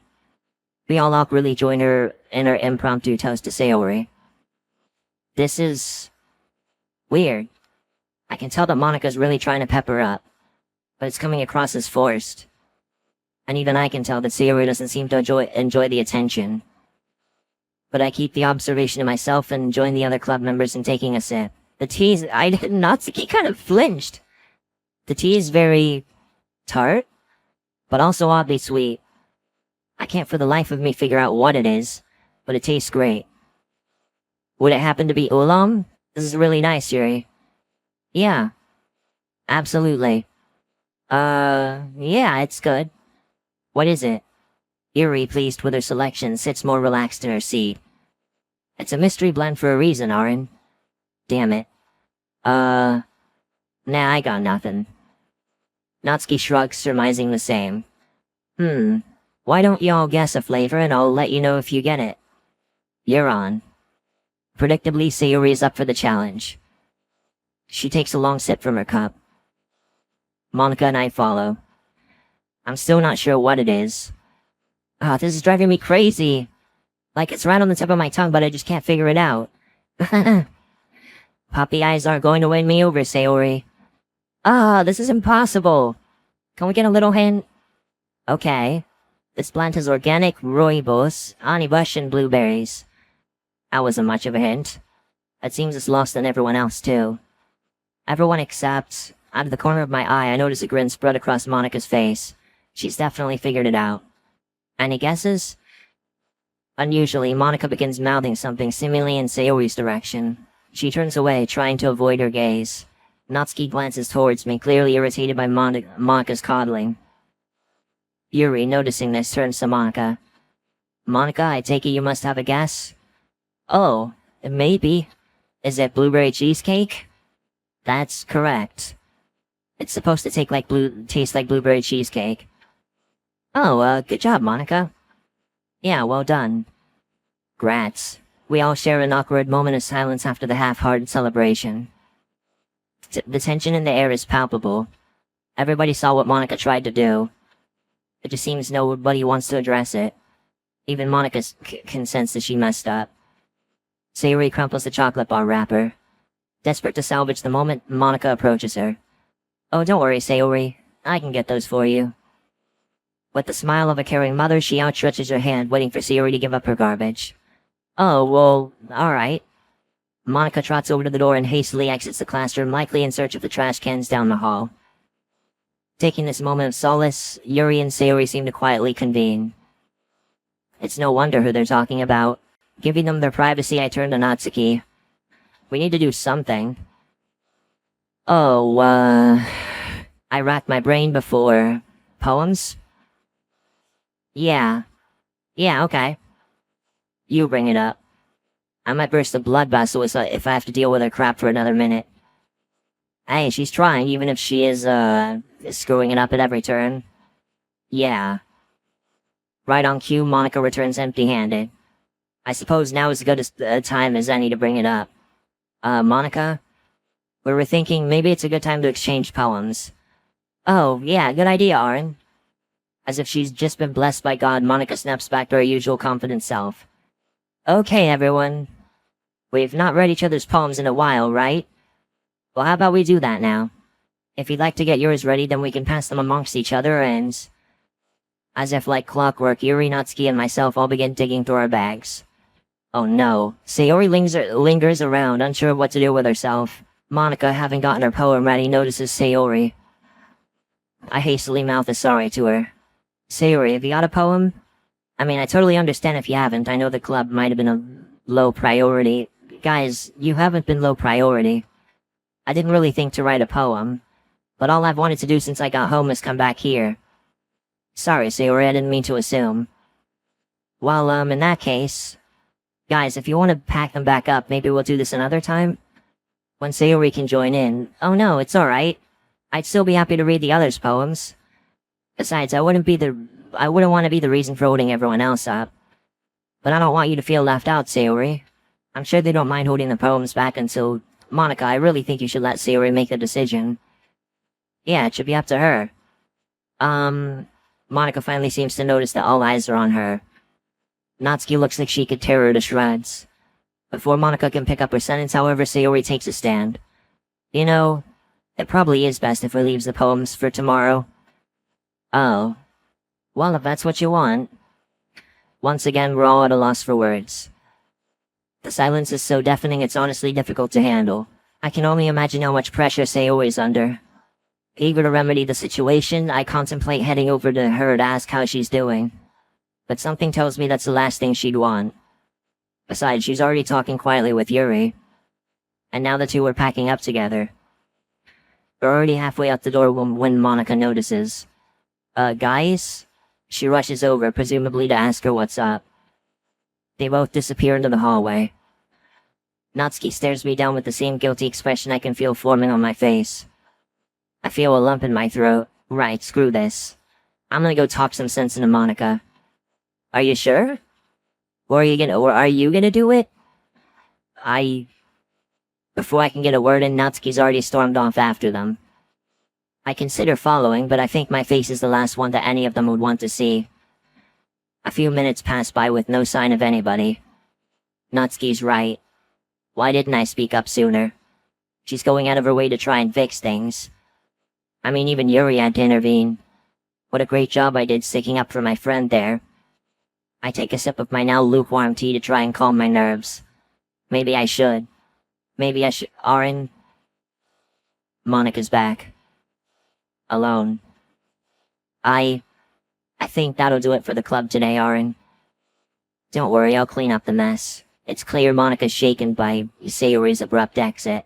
I don't think I've ever seen her this stressed out. But I take her at her word and begin packing up my things. I shove Parfait Girls back in the bag and idle at the door. As I exit, I hear Monica muttering angrily to herself. With one chop. I decide not to approach her. Exiting the club room, I exhale deeply. My first instinct is to call Natsuki, ask where she is, but she doesn't have a phone. Crap. It's pretty safe to assume she's probably gone straight back to my house, but... truth be told, I'm still worried. Well, home it is. I make my way down the street, my house in sight. I quicken my pace, anxious to make sure Natsuki's there. Arriving at the front door, I fumble with my keys until I grab the right one. I unlock the door and swing it open. Scanning the entrance, my eyes are drawn to the sight of bright pink pigtails protruding above the couch. I heave a sigh of relief and come inside to greet Natsuki. Oh my god, I'm stuttering. Wait, since when did Natsuki have a choker? Is that a choker? Or am I crazy? Hey. Hi. Cold. I take a seat next to Natsuki, glancing towards the blank TV. She says nothing. I think I'm gonna go and check on Sayori in a bit. Good. She contemplates for a moment, head in her hands. God, I knew this would happen. I had this nagging suspicion that it was all gonna go wrong. Hell, I even warned you that Sayori might not take too kindly to being coddled like that. She sighs. I should have said something earlier. And you should have said something, period. I try to bring myself to explain, but... listen, I can't justify it. I just didn't know what to say. Anything would have done. I get the pressure, I felt it too. That's why I went along with the stupid card and the fake surprise. But Arin, you're always singing her praises. You've known her for longer than any of us. You knew she wouldn't like being the center of attention. Yup, definitely British. Centra. You knew Monica's special day revolved entirely around making her the center of attention. Why didn't you speak up? Why didn't you? I tried. I know it was too late, but I tried to. She wasn't having any of it. She took off with Yuri the moment I started laying into Monica. What did you say? Well, what do you think? I told her to stop treating Sayori like some sad puppy or she would lose the club she's so desperately trying to keep together. And, that's why I haven't gone to talk to her yet. I don't think she'd be too keen to hear me out. I mean, you think she isn't gonna get, you think she isn't going to at least kinda blame herself for all this? The thought hadn't even crossed my mind until now, but it worries me sick. For putting us on the spot, for me lashing out at Monica, for the club probably disbanding. What? The club's actually... She sighs, taking a gulp from her glass of water. I said a lot of stuff I didn't mean to Monica earlier. But I'm not going back there till she gets her act together. And I can't imagine Sayori at least would want to go back anytime soon either. And then even if you and Yuri still showed up, there would be enough members to keep it afloat. Running her hair through her hands, she comes full circle. You need to talk to Sayori. She'll at least hear you out.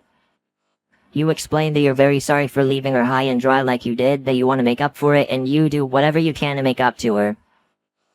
Make it up to her. If she still wants anything to do with me, then I'll help too. And a touch of advice. Don't try to justify Monica's actions to her. You should have been the one to stick up to her. For her. I know. To tell Monica to knock that shit off. I doubt she'll want to hear it, at least not now. I know. And I will, tonight. I guess I figured. I don't know, every time I went to pipe up, I just got caught up in the fact that Monica was just doing what she thought was right. Yeah, sure, she was trying to do the right thing. Oh, and that doesn't matter when the right thing in her head is making Sayori feel even worse than she already does. I mean, God, did you see her face? She was like a rabbit in the headlights. Yeah, but she thought it was right. I'm not gonna rip into her just because she didn't know any better. 'Cause, well, look what happened. Are you trying to blame me for this? I'm not blaming anyone here, alright? I'm just saying this isn't as black and white as you're trying to make it out to be. Monica had good intentions, you shouldn't have been so aggressive with her. Then what should I have done, just sit there and let it happen? Let Sayori talk to her when she felt the time was right. Aren't you the one so concerned about treating Sayori like a big girl? So what, you wanted me to sit around and wait till it blew up again? Just because good old Monica thought she was doing the right thing? Of course you'd say that. But what do you mean? This is no different to Thursday. Wait, what are you on about? You thought you were doing the right thing, right? When you broke me out of there. I mean, hell, I thought you were too. But now sleeping with one eye open waiting for Dad to show up any second? I don't think it was. I should have realized this was a bad idea. I shouldn't have listened to you. I should have just waited out like the month until my 18th. Done my time. I swallow. I'm at a loss for words. Every time I try to speak, my mind draws a complete blank. I mean, look, you still don't have anything. If you can't stick up for your best friend, then how are you supposed to help me? But we can figure it out then. Right now. Don't worry. I think I already have it figured out. What is she... What do you... Huh? Her gaze pierces into my soul. She can't possibly mean... No. No, no, no. No, you can't... Why not? I'm screwed either way. And at least I know where I stand with Dad. Why, though? It's just 1 month, we can wait it out. We can do it. Are you telling me that, or are you telling yourself? 'Cause you don't sound as sure of it as you think you do. And... Can you please stop telling me what to think, Arin? What?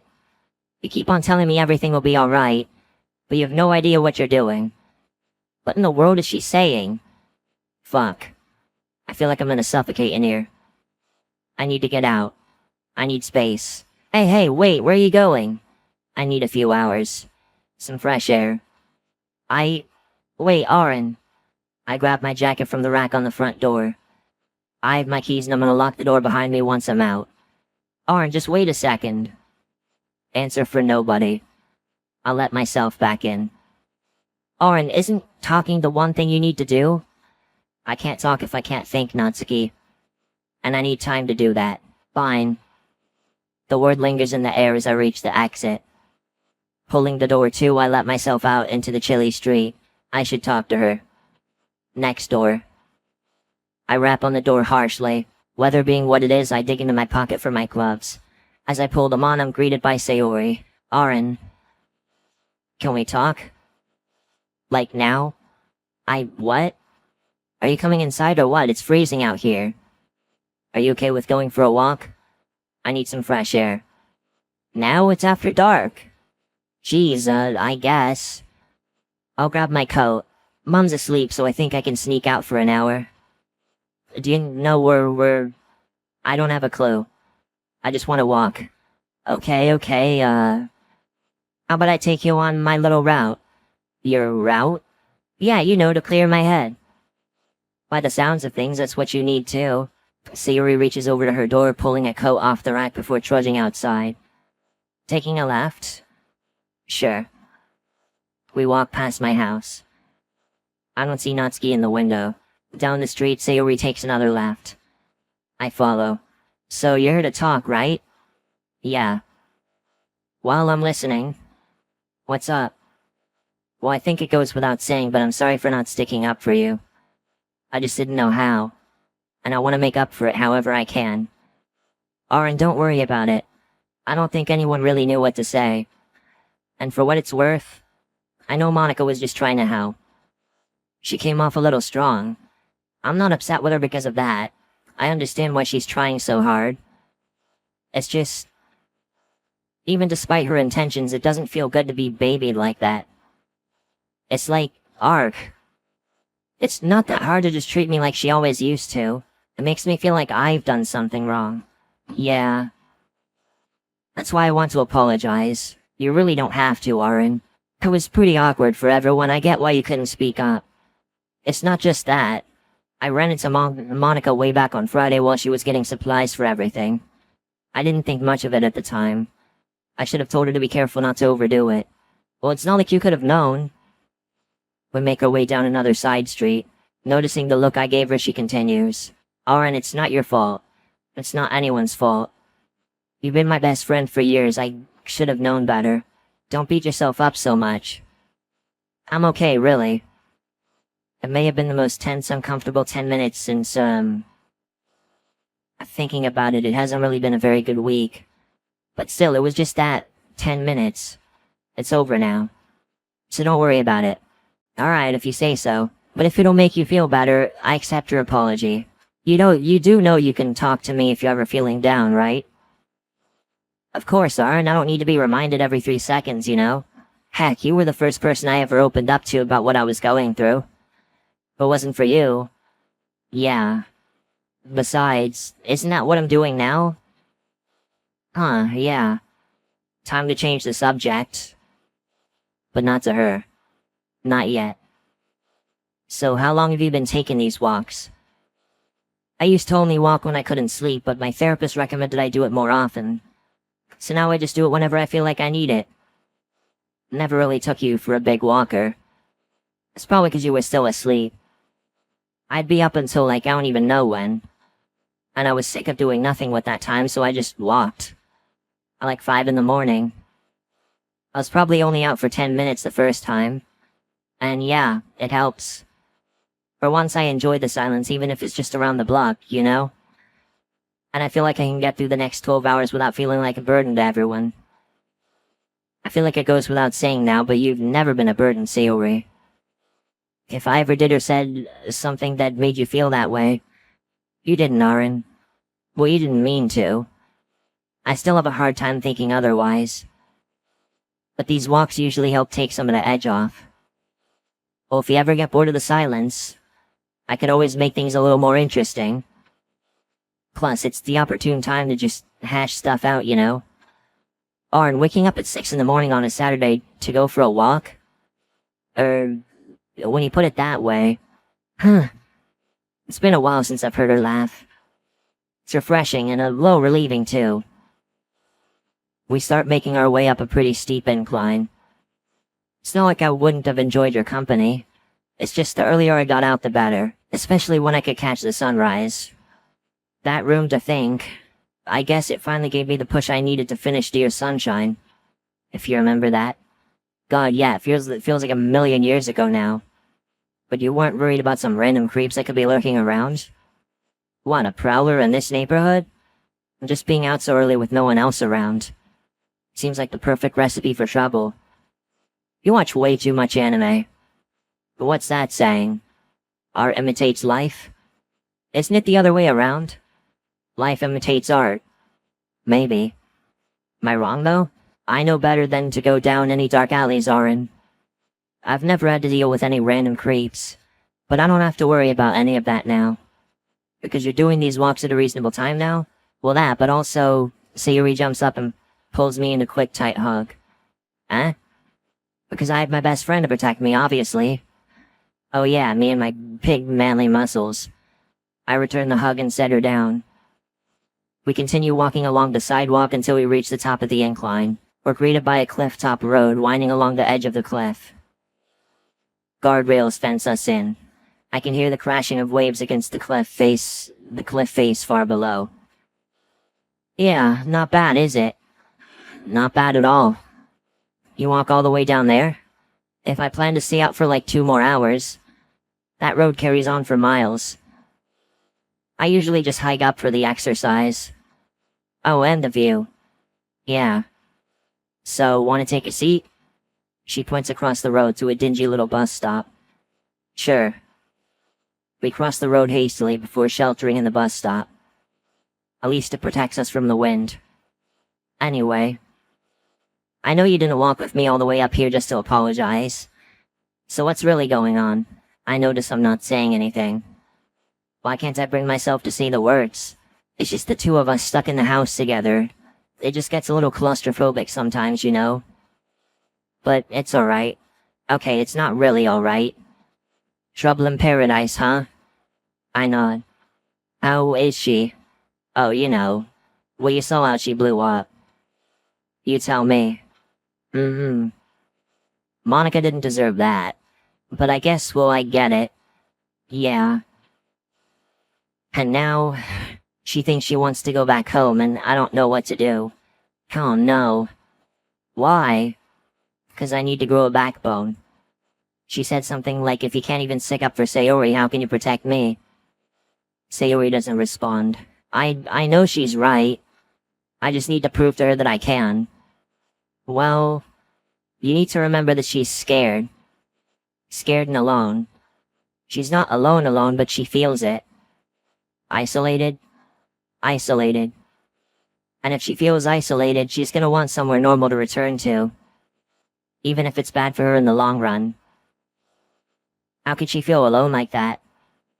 I've been there every moment. I continue listening. I kind of felt something like that in the hospital, you know? By day 2, I was losing my mind. The only interaction I had with the outside world were nurses, the psychologist, mom, and you. I just wanted to go back and see my friends. And that was only for 3 days. Imagine how Natsuki feels, close to a week now, right? 4 days. 4 days and with no end in sight. I'm not comparing your place to a prison, Arin. But that's how she might feel. I guess. I wish she didn't feel that way. I was hoping that since we're together, Sayori blinks. Yeah, that kind of slipped out, didn't it?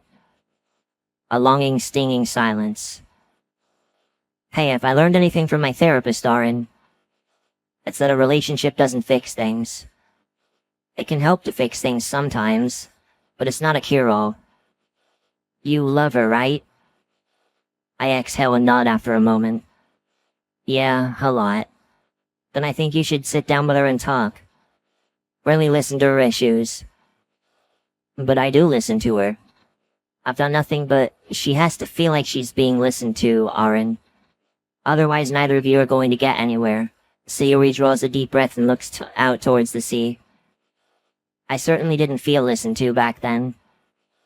And I know now that everyone was, but it's really hard to focus on that in the moment.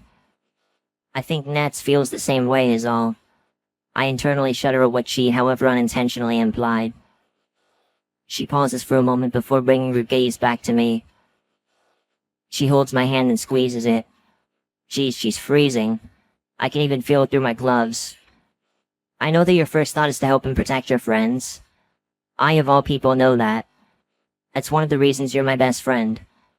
But I think you need to turn it off once in a while, you know? We don't all need saving all the time. And I think you're being more of a protector to her than a friend. Well, girlfriend. Because trans femme. And I'm not sure if that's what she needs. If that makes it, a low-pitched rumble interrupts her. She lets go of my hand before reaching into her pants pocket. Sorry, I've gotta take this. Sayori exits the bus stop, presumably for some privacy. She's quick to answer the call. Hi, Mom. I'm with Arin. We were just going for right now. But it's okay, Mom. Yeah, I'll be back soon. No, Mom, it's her. We'll be fine. Yes, I'm wearing a jacket. Yes, I'll be okay. Bye. She hangs up before sighing. She wants you home? Yeah, after last week she started to worry about me a lot. And I have to take my evening medication on time. You think you're gonna be able to handle this? I audibly sigh, unsure of how to answer. I suppose so. It's just a little touch and go with Natsuki right now. Yeah, we soak in the silence, both uneasy. Anyway, I do have to get home, so... Yeah, of course. Sayori takes off in a hurry. Struggling to my feet, I catch up with her. We begin making our way home, backtracking the way we came. You know, this was nice. Hopefully it makes up for not being able to hang out yesterday. No, Arin, don't worry about it. You were busy. Yeah, I guess. We should do it again sometime. Sometime soon. Yeah, maybe not tomorrow because Yuri's coming over to help me study, but... Hey, maybe we could both come over, have like a study party thing or something. That actually sounds nice, sure. And thanks, Sayori. For everything. I'm glad we cleared the air. And now I know how I can approach. From the end of the street, a car slowly pulls around the corner. The headlights disorient me and I raise my arm to my face to blot it out. As the headlights swing back to the center of the road, I get a good look at it. My blood runs cold as ice. Time slows to a crawl. No, this can't be happening. It can't. An old vintage muscle car. A familiar silhouette at the wheel, illuminated only by the glow of a lit cigarette. Natsuki's dad? It's him, but as quickly as the car arrives, it's gone, cruising past us and heading straight up the hill. The fact that he pays us no mind is no consolation. Sayori turns to me, clearly noticing the look on my face. Arin, are you... Yeah, I'm... My heart pounds in my ears. I stumble towards a nearby lamppost for support, propping myself up against it. Arin, what's wrong? Sayori, it's her dad. What? I can't even bear to repeat it. I start to run. I need to get home. She needs to be safe. I need to... My knees buckle, my foot slips, and I plummet down onto the snowy pavement. Arin? It quickly becomes a struggle to breathe. All I can force myself to do is memorize. In, out, in, out. Sayori hovers over me, unsure of what to do. Arin, can you hear me? Just hang on, okay? I'll get you an ambulance. I spring into action, just barely able to spit out a sentence. No. Just please, get me home. Quickly. Sayori balks before nodding. Clasping my hand tightly, she prepares to try and hoist me up. She's saying something, but I've completely tuned her out. Maybe it's a countdown. She somehow pulls me into a sitting position. Before I know it, I'm back on my feet. I feel her arm wrap around my shoulder, pulling me close. 1 step, 2 step. 1 step, 2 step. 1 step, 2 step. 1 step, 2 step. 1 step, 2 step. 1 step, 2 step. Act 3, a wolf at the door. Okay. Wow. Tuesday, 3rd of October 2017. Wow. Okay, where's the save? Where's the save? Come on. Yes. Okay, wow. That was even longer than the last act. I honestly, for a second I thought I was going to lose my progress. 'Cause of, you know, corrupted recording and me having to start over, but... Holy shit, I made it. Thankfully, the hardware disconnect thing happened towards the beginning of the act this time, and I didn't have to deal with it again afterward, but... Wow, holy hell, that was Doki Doki Exit Music Redux Act 2. This is really fucking good, oh my god. I don't know, I don't really have any words, except like... I like how the whole Sayori and like the psychiatrist thing...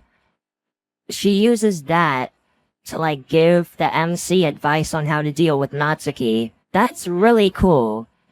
And I'm surprised that a whole relationship formed between the MC and Natsuki. That I was not expecting, but yeah, wow. God knows what Act 3 holds. I'm actually not sure how many acts are in, this mod, but I hope there's a lot, or more than 4, because if I'm halfway through already, then that sucks. I don't want this to end. Anyway, yeah, it's, 8 p.m. now. I don't think I'm gonna read Act 3 right now. Like, yesterday after I was done with Act 1, I was planning on reading Act 2 after dinner, but then it got late. It was around 9 when I got back upstairs, so I decided, whatever, I'll do something else instead. Cause I didn't want to end up reading until like fucking midnight or something. So, yeah, I'm gonna stop here. I'll pick up on Act 3 tomorrow, because at this point, like, as of right now, as of recording this, the Act 1 footage was recorded yesterday. So I'm actually literally doing this, like, day after day. Anyway, I'm gonna stop yapping now. Video's gotta end eventually. Plus, I don't want the outro getting corrupted. Speaking of which, I think I'm actually going to start, like, actually sticking with the strategy of ending the video before the outro once I get what I've done so far, like, over with. So, the gameplay isn't lost and I can still do the outro.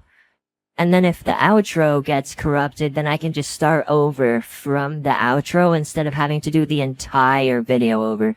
You know what I mean. But anyway, I will see you next time for Act 3, or whatever comes first.